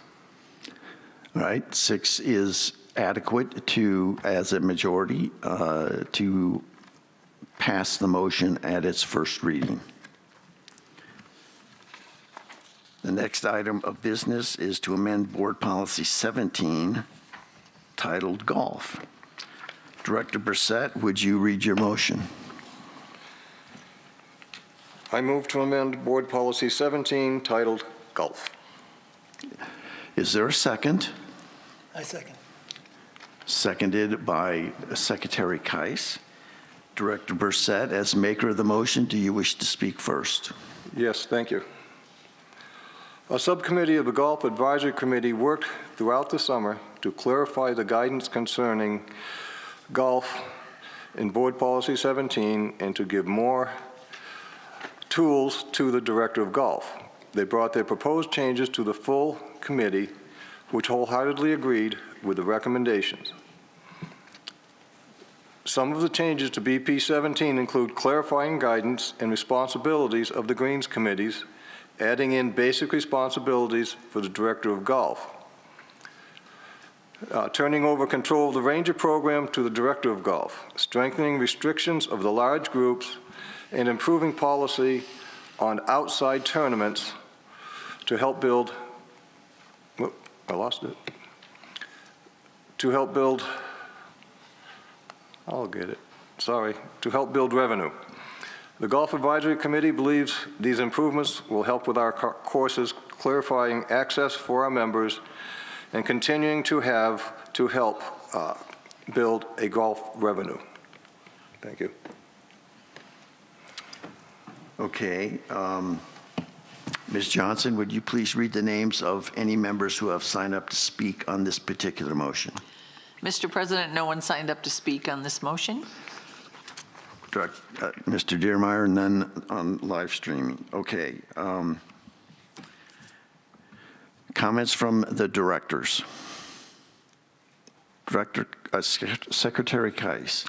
Yeah, I would like to thank the subcommittee that worked on this throughout the summer. They really helped improve the tools that we have and the tools that we give to the Director of Golf to allow him to control the tee sheet, improve our courses, and control member play and outside play, and help loosen up the previous restrictions that constrained us from getting tournaments brought into Sun City that can bring revenue to us, and I think that's a good step forward. Others? I have a clarification, I guess. We had looked at Board Policy 17 previously with regard, if I recall correctly, moving the Ranger program to the Director of Golf. Did we not previously do that?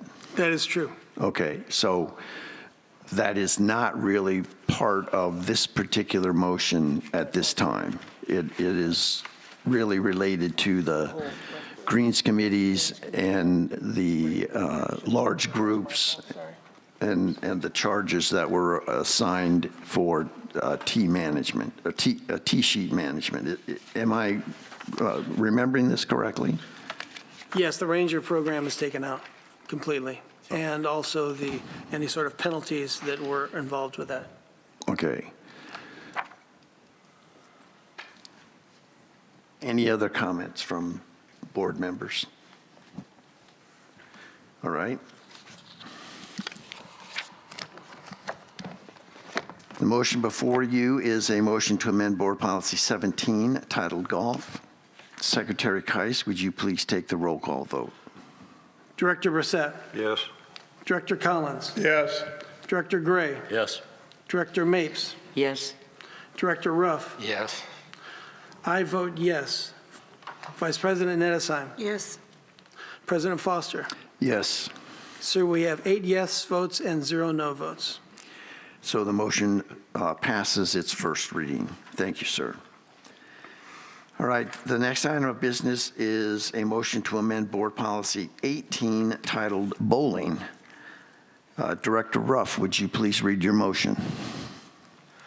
I move to amend Board Policy 18 titled Bowling. Is there a second? Second. Second by Director Mapes. Director Ruff, as maker of the motion, do you wish to speak first? I do. There are some minor changes in the language over the bowling centers and privilege cards, but the primary change is deleting paragraph 5 under use of bowling centers, which speaks to the billiards. They're just not really part of bowling, but because they're in the bowling alley, it fell under this. And what had happened is we were allowing people from Sun City West and Sun City Grand to come in with no charge, but they weren't allowing our folks to go there. So we just deleted that whole paragraph and removed their access, if you will. Okay. Ms. Johnson, would you read the names of members who have signed up to speak on this particular motion? Mr. President, no one signed up to speak on this motion. Mr. Dearmeyer, you're going to need some Bengay for your neck. Okay. Directors, does anyone wish to speak on this?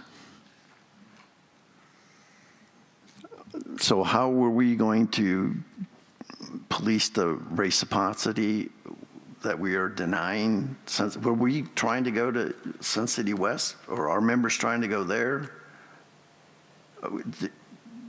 Mr. Dearmeyer, could you enlighten me on what was going on here? Yes, President Foster. Sun City West, their bowling center shuts down for usually 2 weeks every summer in August for a full clean out. They lock the building up. And the agreement that had been come to in the past prior to me was that they could come over, purchase a punch card, and play billiards during that time. And all it did was upset our members. So it's just not worth it for our members. We get nothing out of it except aggravating our members. So there's no need for it to be in here. All right. Thank you. Any other comments by directors? Okay. Oh, Vice President Nedesheim. How are we communicating this to Sun City West and Grand that they can't do this anymore? Grand hasn't done it since I've been here. And Sun City West, we denied them this summer, so they've already been communicated that they were not allowed. We had behavioral issues that were not getting resolved. Okay. Just making sure that we, try and get in front of it rather than behind it so you don't have those behavioral issues. So. All right. The motion before you is a motion to amend Board Policy 18 titled Bowling. Secretary Keiss, would you please take the roll call vote? Director Brissett. Yes. Director Collins. Yes. Director Gray. Yes. Director Mapes. Yes. Director Ruff. Yes. I vote yes. Vice President Nedesheim. Yes. President Foster. Yes. Sir, we have 8 yes votes and 0 no votes. So the motion passes its first reading. Next item of business is a motion to amend Board Policy 19 titled Press and Media. Vice President Nedesheim, would you please read your motion? I move to amend Board Policy 19 titled Press and Media. Is there a second? Second by Director Collins. Vice President Nedesheim, as maker of the motion, do you wish to speak first? Yes. The standard verbiage that we made the change for the mass in the preamble is being changed. And then we're changing verbiage around the standard operating procedures for interviews. It had listed the assistant GM, and we've changed that to the director of operations. And we changed department naming to reflect current department naming. Those are the primary changes in this policy. Thank you. Ms. Johnson, would you read the names of any members who have signed up to speak on this particular motion? Mr. President, no one signed up to speak on this motion. Thank you. Okay. Thank you, Mr. Dearmeyer. Okay.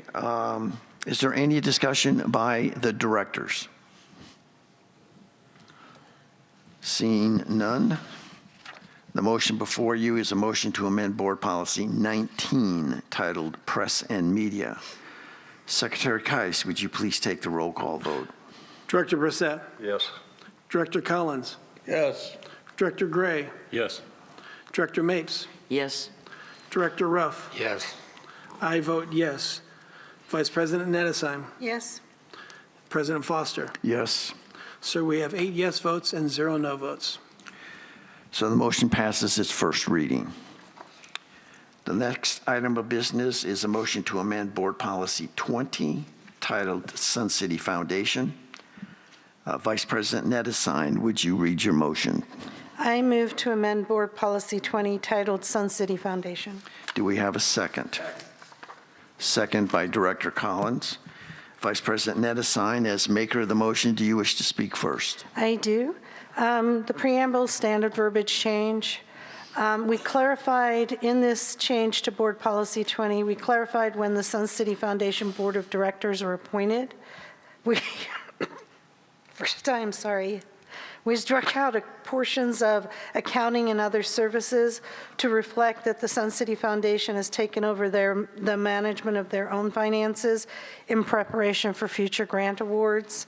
And we added clarification for which board is being referenced when in the policy, because we were saying board and board, and there were two distinct boards, and it was becoming confusing for everybody. So we added that clarification.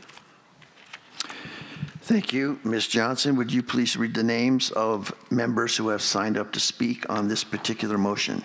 Mr. President, no one signed up to speak on this motion. Mr. Dearmeyer? None. Okay, thank you. Is there any discussion by the directors? All right, seeing none. The motion before you is a motion to amend Board Policy 20 titled Sun City Foundation.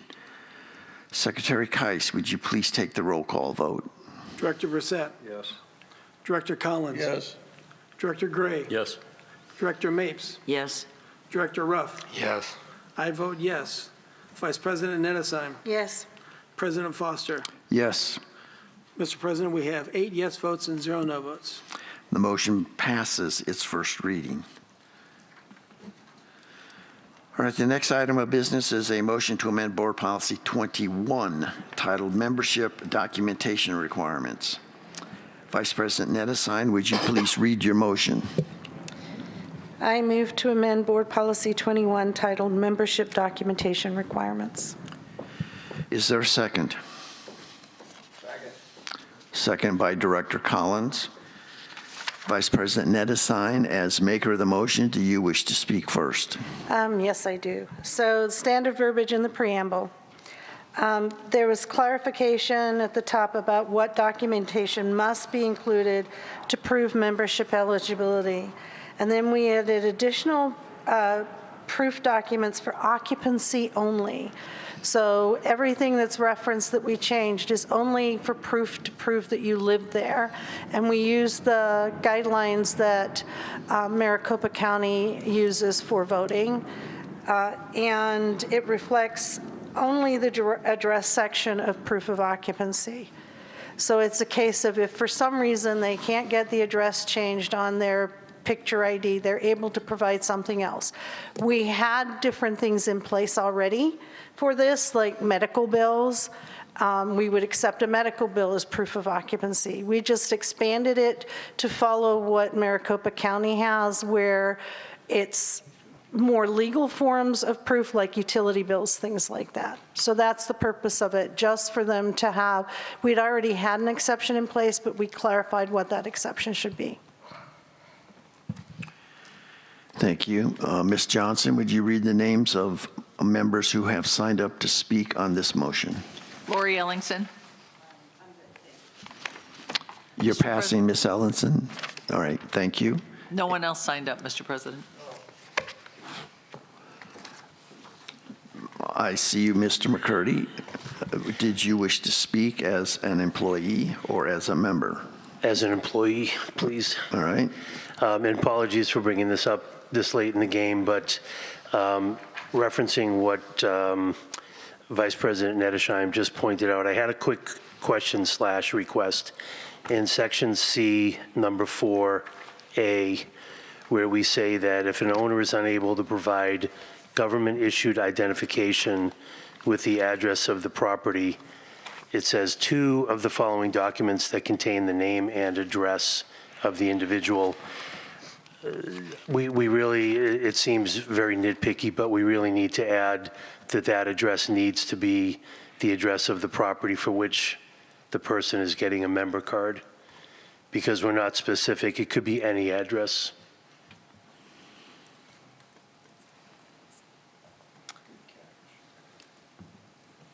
Okay, so at the top where it talks about occupancy, it says each individual qualified by ownership and age must also qualify as occupying the property, and the property is defined as the property to become a member as their primary Arizona residence by providing one of the following. That doesn't serve that purpose? What I'm requesting is that we become brutally obvious what we're trying to say here. And I can see this being challenged because it's not specific. It doesn't say that the name and address on these alternate documents contains the same address as the property on which they're applying for membership. So if we could just say, similar to what we say in the top section, where it says having the same address as the property for which a member card is sought, if we can mirror that same language in this section 4AI and say contain the name and address where the address is the same as the property for which membership is sought. Because I guarantee you that somebody's going to come in with utility bills that don't contain the same address as the Sun City property because this section is not specific. Right? Hang on a second. Yes, why don't you make sure of your language, and then if you wish to propose an amendment, I would entertain that, but let's make sure of the language. Okay, so let me read this to you, Kevin. It says, two of the following documents where the address is the same as the property where the membership is sought as prescribed by Arizona revised statutes. Would that be okay? That would be great. Okay. How does this work? I would like to make an amendment to my motion. Go ahead. The amendment to the motion would be to 4AI. We would strike out, contain the name and address of the individual, and it would say two of the following documents that contain the name and address where the address is the same as the property where the membership is sought, as prescribed by the Arizona revised statutes, may be utilized as a satisfactory form of occupancy. It's going to be long and wordy. Is that satisfactory? Yep. I would need a second for that. I would like to go slower so I can actually write what you're saying. Fair enough. First of all, did I hear a second? Yes. Okay. Okay. It was, All three of us pick one. My turn. no, that's not your turn. Director Gray seconded the motion. Go ahead. So read that carefully so that Secretary Keiss can transcribe it Well, accurately. no, he actually really wants to wordsmith it, but that's okay. Actually, I don't. I just want you to. You do not have that right at this time, Right, or Secretary waive it. Keiss. Two of the following documents that contain the name and address of the individual where Okay, the... hold on a second. That contain Well, that's already there. name and address of the individual, yes, so after individual. Where the address is the same as the property where membership is sought, as Address is the same, where membership is sought.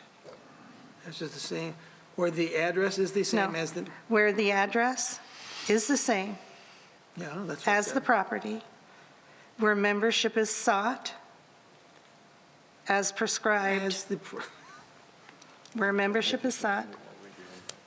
okay. We're just inserting right here. Okay. All of you, she just started here. Tell you what, Would you like a blank Write it sheet down. of paper? why don't you just write it down, and that way we're good that way. There you go. She just inserted it. Right. But it's not just an insertion. We'll wait to get this transcribed accurately before we continue. Bear with me, guys.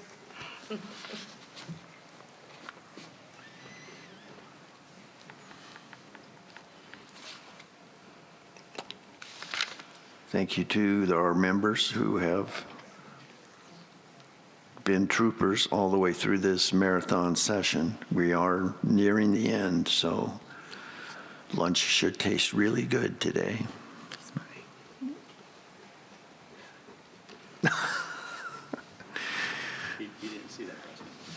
Yeah, he did. He doesn't agree with it, but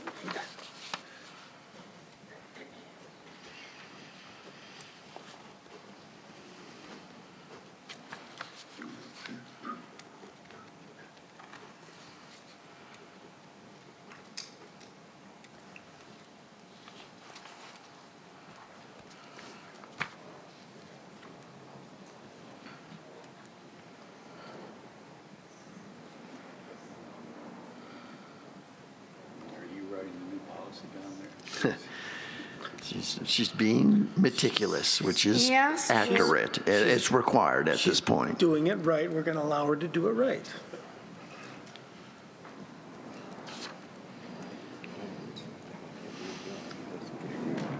I can't wordsmith a motion in the middle of it. I have to amend the amendment.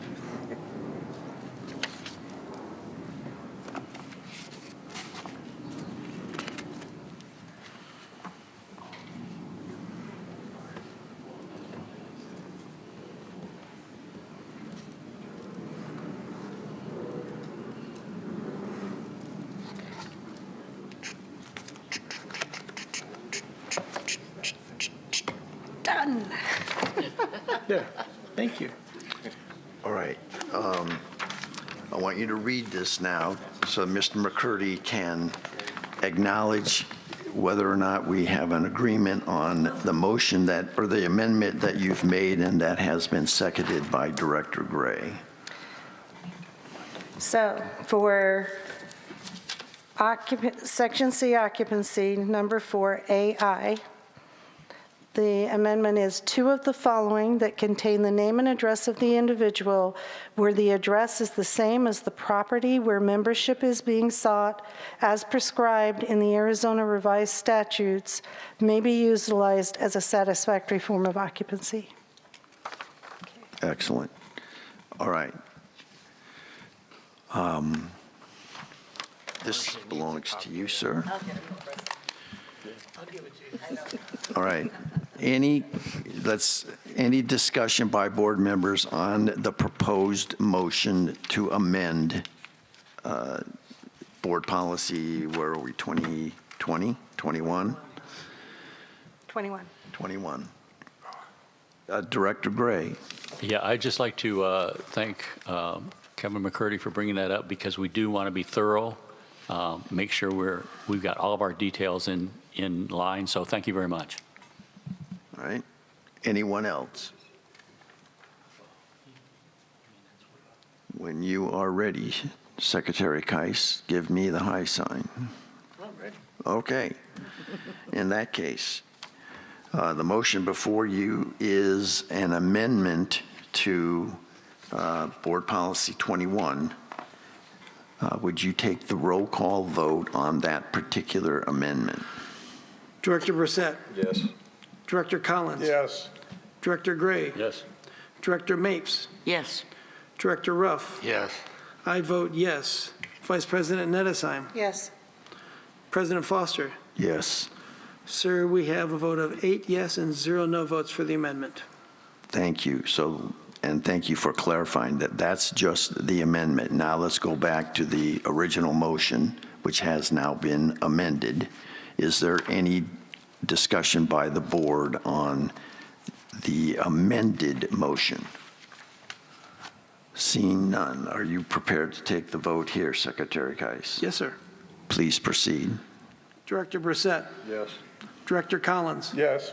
Director Gray. Yes. Director Mapes. Yes. Director Ruff. Yes. I vote yes. Vice President Nedesheim. Yes. President Foster. Yes.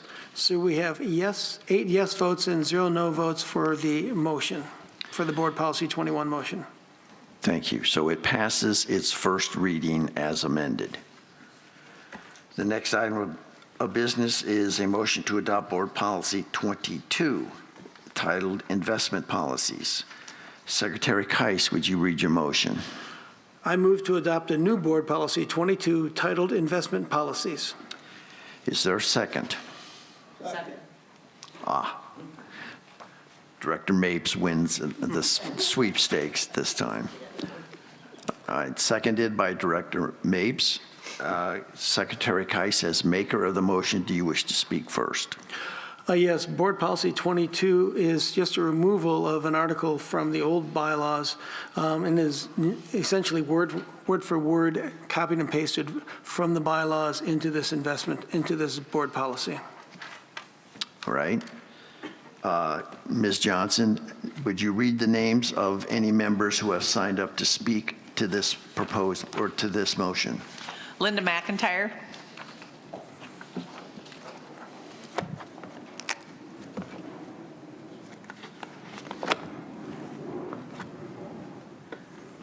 Linda McIntyre, Linda McIntyre, 123216. I've spoken to this matter at a finance committee meeting. That I and others, I think, feel that this policy is too conservative for our organization. Title 10, Section 10, 2263 specifically lists permissible investments like bank accounts, U.S. government obligations, and state obligations. However, a 501c4 in Arizona can invest excess funds in various instruments, provided the instrument is prudent and consistent with the board's fiduciary duties. Such investing is an option under the general guidance for nonprofits if it is set forth in the bylaws of the organization with legal and financial advisor guidance. The organization must follow state laws which permit investment in various instruments and consider different types like mutual funds, money market funds, or bonds depending on their liquidity needs and risk tolerance. The organization must create an investment policy statement, which you've done, and an oversight group, which we have in our investment commission. You define the goals, draft the policy that outlines your objectives, risk tolerance, time horizon, and liquidity needs. You establish the oversight group, the group responsible for the accounts and ensuring the investment aligns with the organization's mission.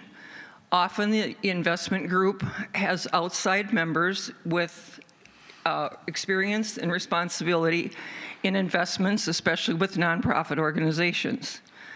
Opening a brokerage account, selecting a firm such as a traditional Schwab or Fidelity account, typically with an organization specialized in nonprofit investments. Completing the application form can be very complex if you use a traditional brokerage firm, but working with a specialist specializing in nonprofits definitely simplifies the process. You select and manage your investments, consulting with advisor, hiring the professional, and fees for nonprofit organizations are typically very inexpensive compared to what we pay as individuals for investments. Fees can be as low as, some nonprofit organizations pay as low as 0.25%. They can go as high as 1.85%, but it's nothing like individuals pay. Choose the right mutual funds based on an IPS, select appropriate mutual funds. You can invest in money market funds, balanced funds, a mix of stocks and bonds to balance risk and in return, and other options like index funds or bond funds for growth-oriented or long-term accounts. You must follow state and federal laws, and remember that while Arizona law permits a range of investments, the organization must ensure all investments are prudent and serve our mission.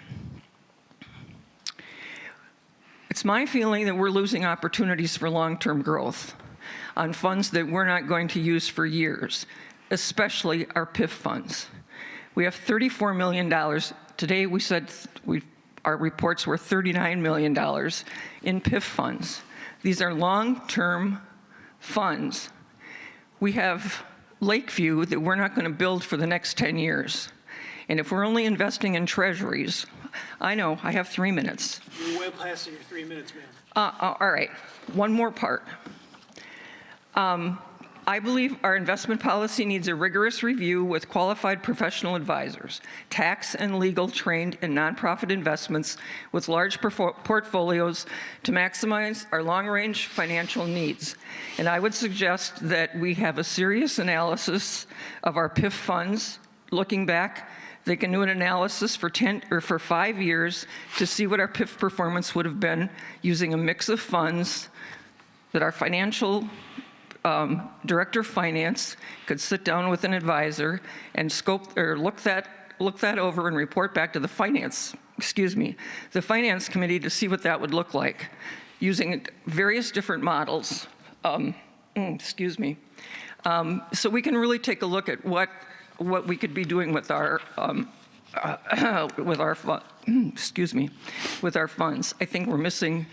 I think we're missing some opportunities, and I know there are people that strongly disagree with my opinion, but I think we need to look at it. Thank you. Mr. President, no one else signed up to speak on this motion.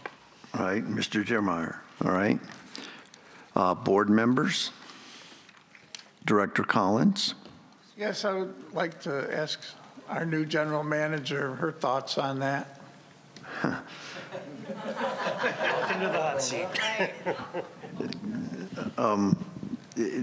Are you prepared to address that or not at this time? Thank you, President Foster. Actually, not at this time. 6 weeks in, I still have a lot to learn, but I look forward to some continued conversation. Director Collins, thank you.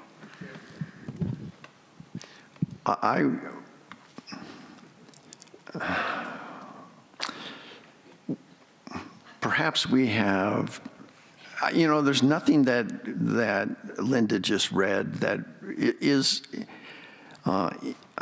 inappropriate for the right situation. And I think the only difference between her and I is a difference between risk tolerance and risk preference.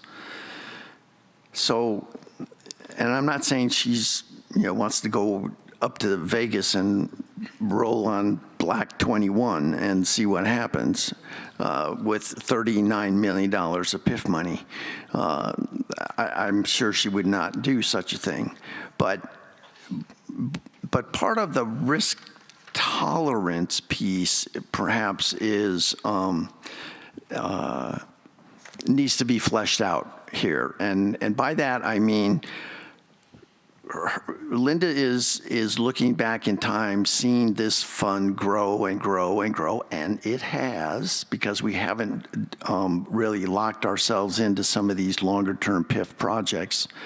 But as we now are doing that with Mountain View and probably with the South Golf Course, I don't have that PIF, 10-year PIF forecast in front of me, but as I recall, by 2028, it gets down pretty low, around $5 million, which tells me this is no longer a risk preference, it's a risk tolerance issue, that we probably can't afford to be too risky with our funds if we're bleeding them down to a relatively low level because of expenditures. So I want to get in that software and start doing all the Monte Carlo simulations of different kinds of portfolios. So I used to do this all the time, and in fact for foundations. Do I have to worry about the ice bucket here? Well, I should have put the timer on, yeah. Okay. Well, I guess long and short of this is we don't disagree really fundamentally, other than what is the risk tolerance of this portfolio at this time, and I think that's where we need to have a meeting of the minds. So, any other comments by board members at this time? Yes, Vice President Nedesheim. I have a question, a little bit different. Okay. So what I'm perhaps hearing, and correct me if I'm wrong, is that this is more of a timing thing. It's the wrong time to think about changing where we're sitting with our investment portfolio versus maybe 5 years ago when we were waiting and working through things. That is true. I would say it's merely a situation of course, the last 6 weeks have been a little tough in the market too, but the longer term situation is one that we are now at the point of trying to access those funds rather than compound those funds. Others. Director Gray. Thank you. I do think, and I haven't looked at the investment stuff. In fact, the FB&A was yesterday's meeting was the first one I've audited. But I do think it's always good to be looking at those options. Anytime we can maximize our money, I think that's important. And again, I think the more information we have, it doesn't necessarily mean that we have to pull the trigger on it, but it may clue us in on possibilities to where it could be positive, revenue positive, and I think we need to be open to that. I totally agree. Yeah. Any other directors? No comments? All right.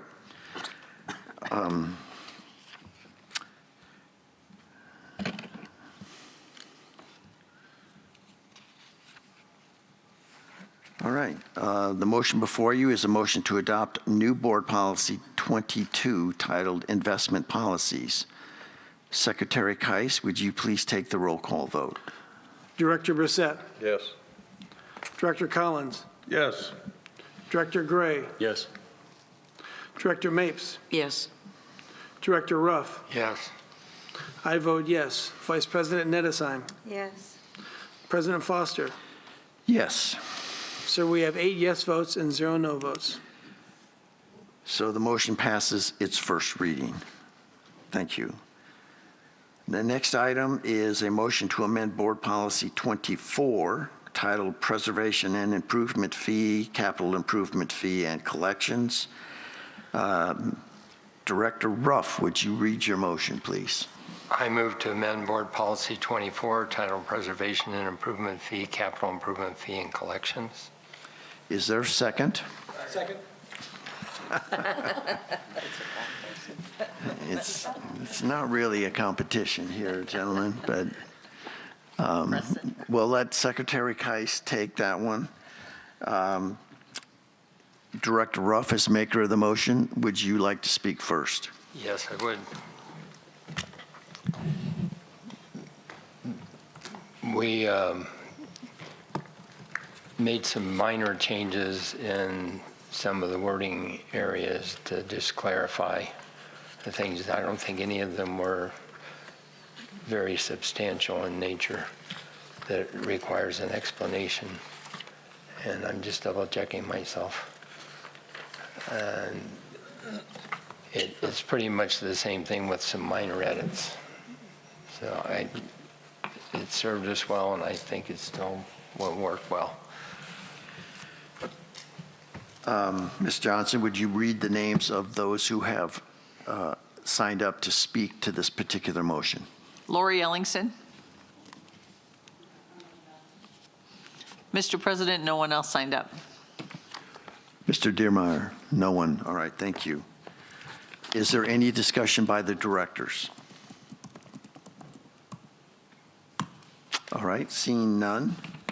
The motion before you is a motion to amend Board Policy Number 24, titled Preservation and Improvement Fee, Capital Improvement Fee, and Collections.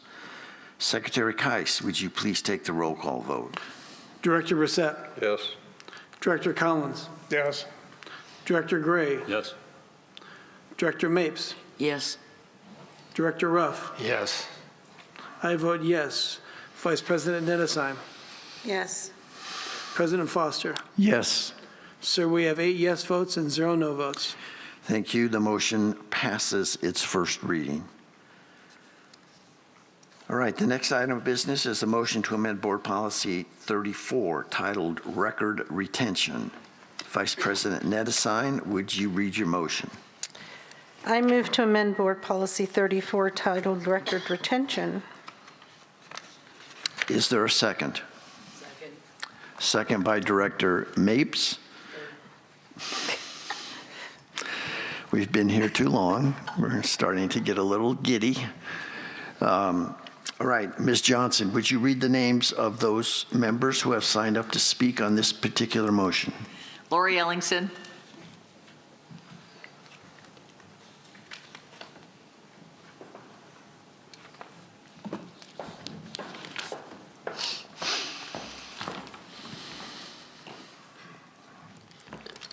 Lori Ellingson, 133335.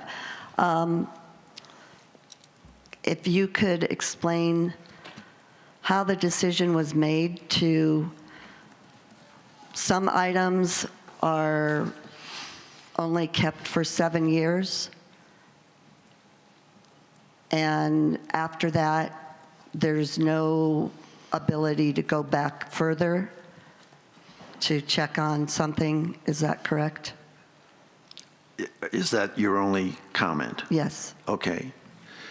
Is there, Vice President Edison, can you address this? Some of the years you see are legal requirements. The corporation is required by law to keep certain documents X number of years. Others are related to policies and bylaws. That's why you see a difference between the different areas. But a lot of times, retention policies are dictated by law for most corporations. And because of the amount of data and documentation they have, the government recognizes that you can only expect, and it's usually related, at least at my last corporation, it was related to litigation. How long did you have to retain documentation based on how long could somebody litigate? And I work for an insurance company, so lots of litigation. So that's generally what determines the number of years. And anything that has occurred after that time limit, there's no ability to access any of the records. Is that correct? That would be true for all corporations, not just RCSC, once they hit their retention criteria. Now, that's the required amount of time that we're required to keep them X number of years. I have not checked with management whether they exceed that. This is just most companies with their retention policy. It's literally wrapped around legal requirements. It doesn't mean they don't keep them longer. It just means that legally they're only required, just like you're only required to keep your income tax returns for 7 years. Most of us have 20. I don't know what RCSC has. I have never checked. When we were looking at this, we focused on making sure it was in line with what we were required to do. And what's the process for members to access open records? So the process for members to require records that are kept is to go to, I believe it's Card Member Services or Corporate office. Corporate office and make a documents request. It's Board Policy 3. Yeah. Request for corporate documents. And you can ask for a document or ask to see a document. And then the board has to. And then who determines what documents are confidential? So under Board Policy 3, the board can determine whether or not we will approve a member to see certain documentation. And we would take the guidance of management to ensure that things that are confidential are not shared with just anybody, that they remain confidential. Because there could be things a member couldn't come in and ask to see somebody's HR file. Yeah. That's confidential. So there are requirements that we have to follow. So that would be how it would work.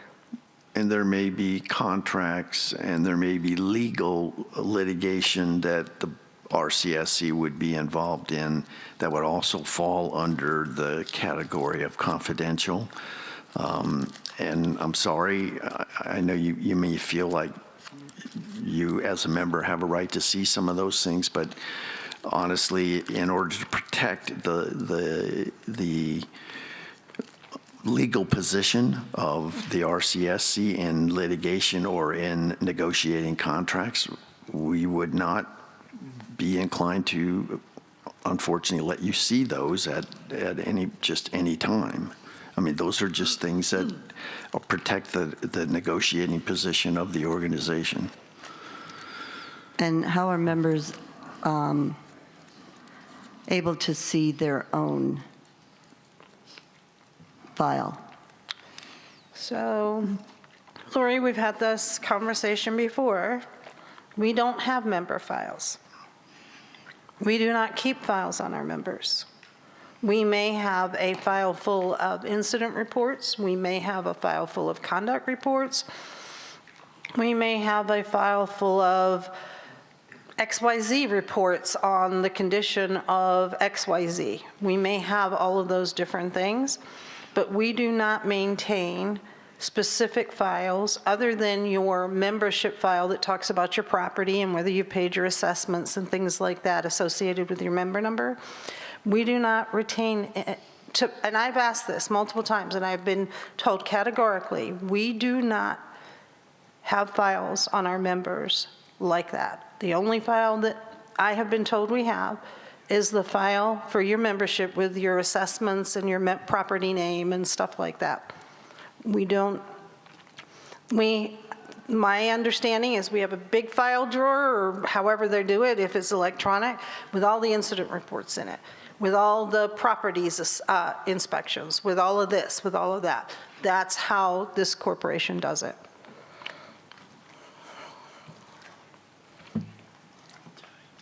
Thank you. You're welcome. Mr. President, no one else signed up to speak on this motion. Thank you, Mr. Dearmeyer. All right. Comments from the board? Last one. Well, yeah, perhaps. Is there any, Director Collins? I just wanted to ask about number 35. Did we miss it, or? I'm sorry? Policy number 35. I think that one was dropped, I think.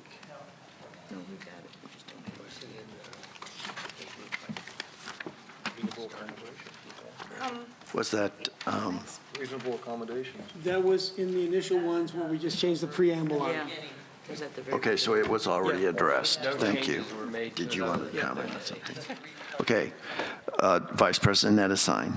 So just to give everybody an idea of what changed in Board Policy 34, the standardized verbiage in the preamble, we changed the titles to align with current titles of senior management.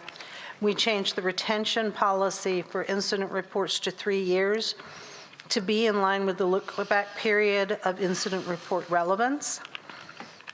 We added website documentation with a 12-month criteria.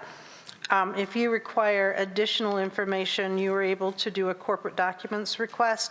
But most websites, if you think about your bank or a company you do business with, most of them, with the exception of Amazon, because they own AWS, so they have all the storage they need. Basically, most have like a 12-month retention policy. And so on our website going forward, we will have 12 months of documentation, and I'm going to leave it up to management how they roll that in and out. But that is the retention on the website. It doesn't mean that the documents aren't retained. It just means that for display on the website, it's going to be 12 months worth. Committees, all of that. Okay. And the 3 years for incident reports is per the bylaws. It's in the bylaws. It was adapted based on the bylaws, and the look-back period, that means is that you can look back for 3 years of valid incident reports to, should another incident occur. That's the look-back period. All right. Sorry that I jumped over you there. That's okay. Director Collins. I just have a couple things.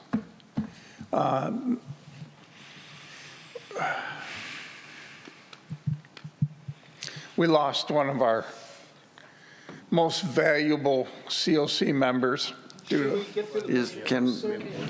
We're not done yet, so, yeah, just hang on. Sorry. All right, any other comments by directors on this particular motion? Seeing none. All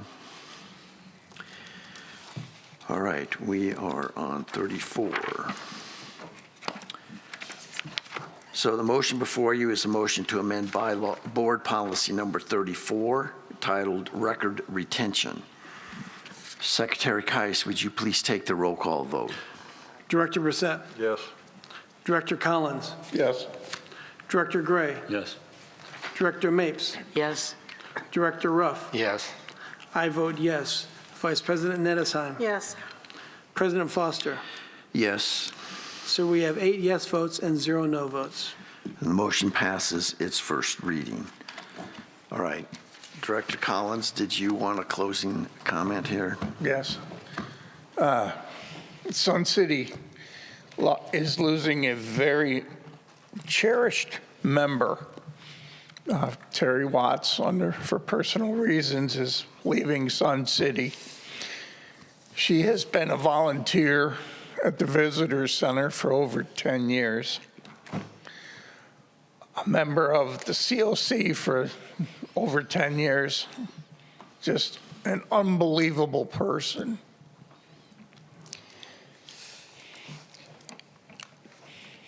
She will be missed.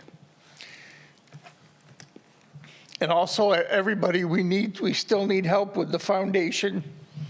So please grab a card and go get a gift card if you can find it in your heart. Thank you.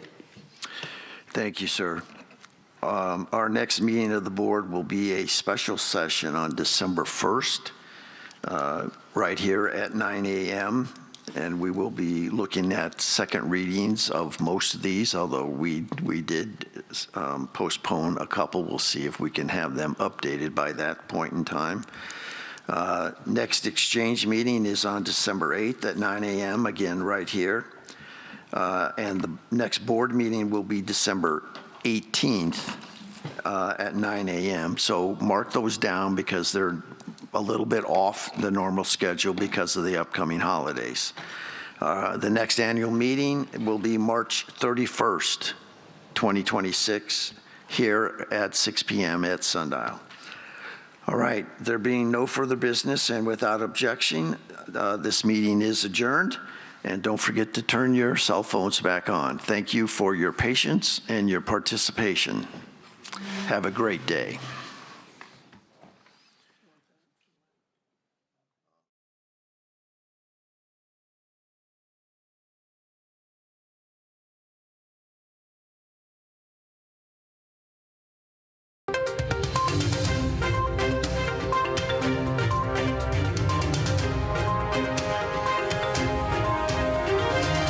This is a copyrighted production of the Recreation Centers of Sun City Incorporated and is intended for the sole purpose of informing our Recreation Center members. Any duplication, copying, transmission, broadcast, or use, including electronic and social media, is strictly prohibited without the prior written consent from the Recreation Centers of Sun City Incorporated. Thank you for watching.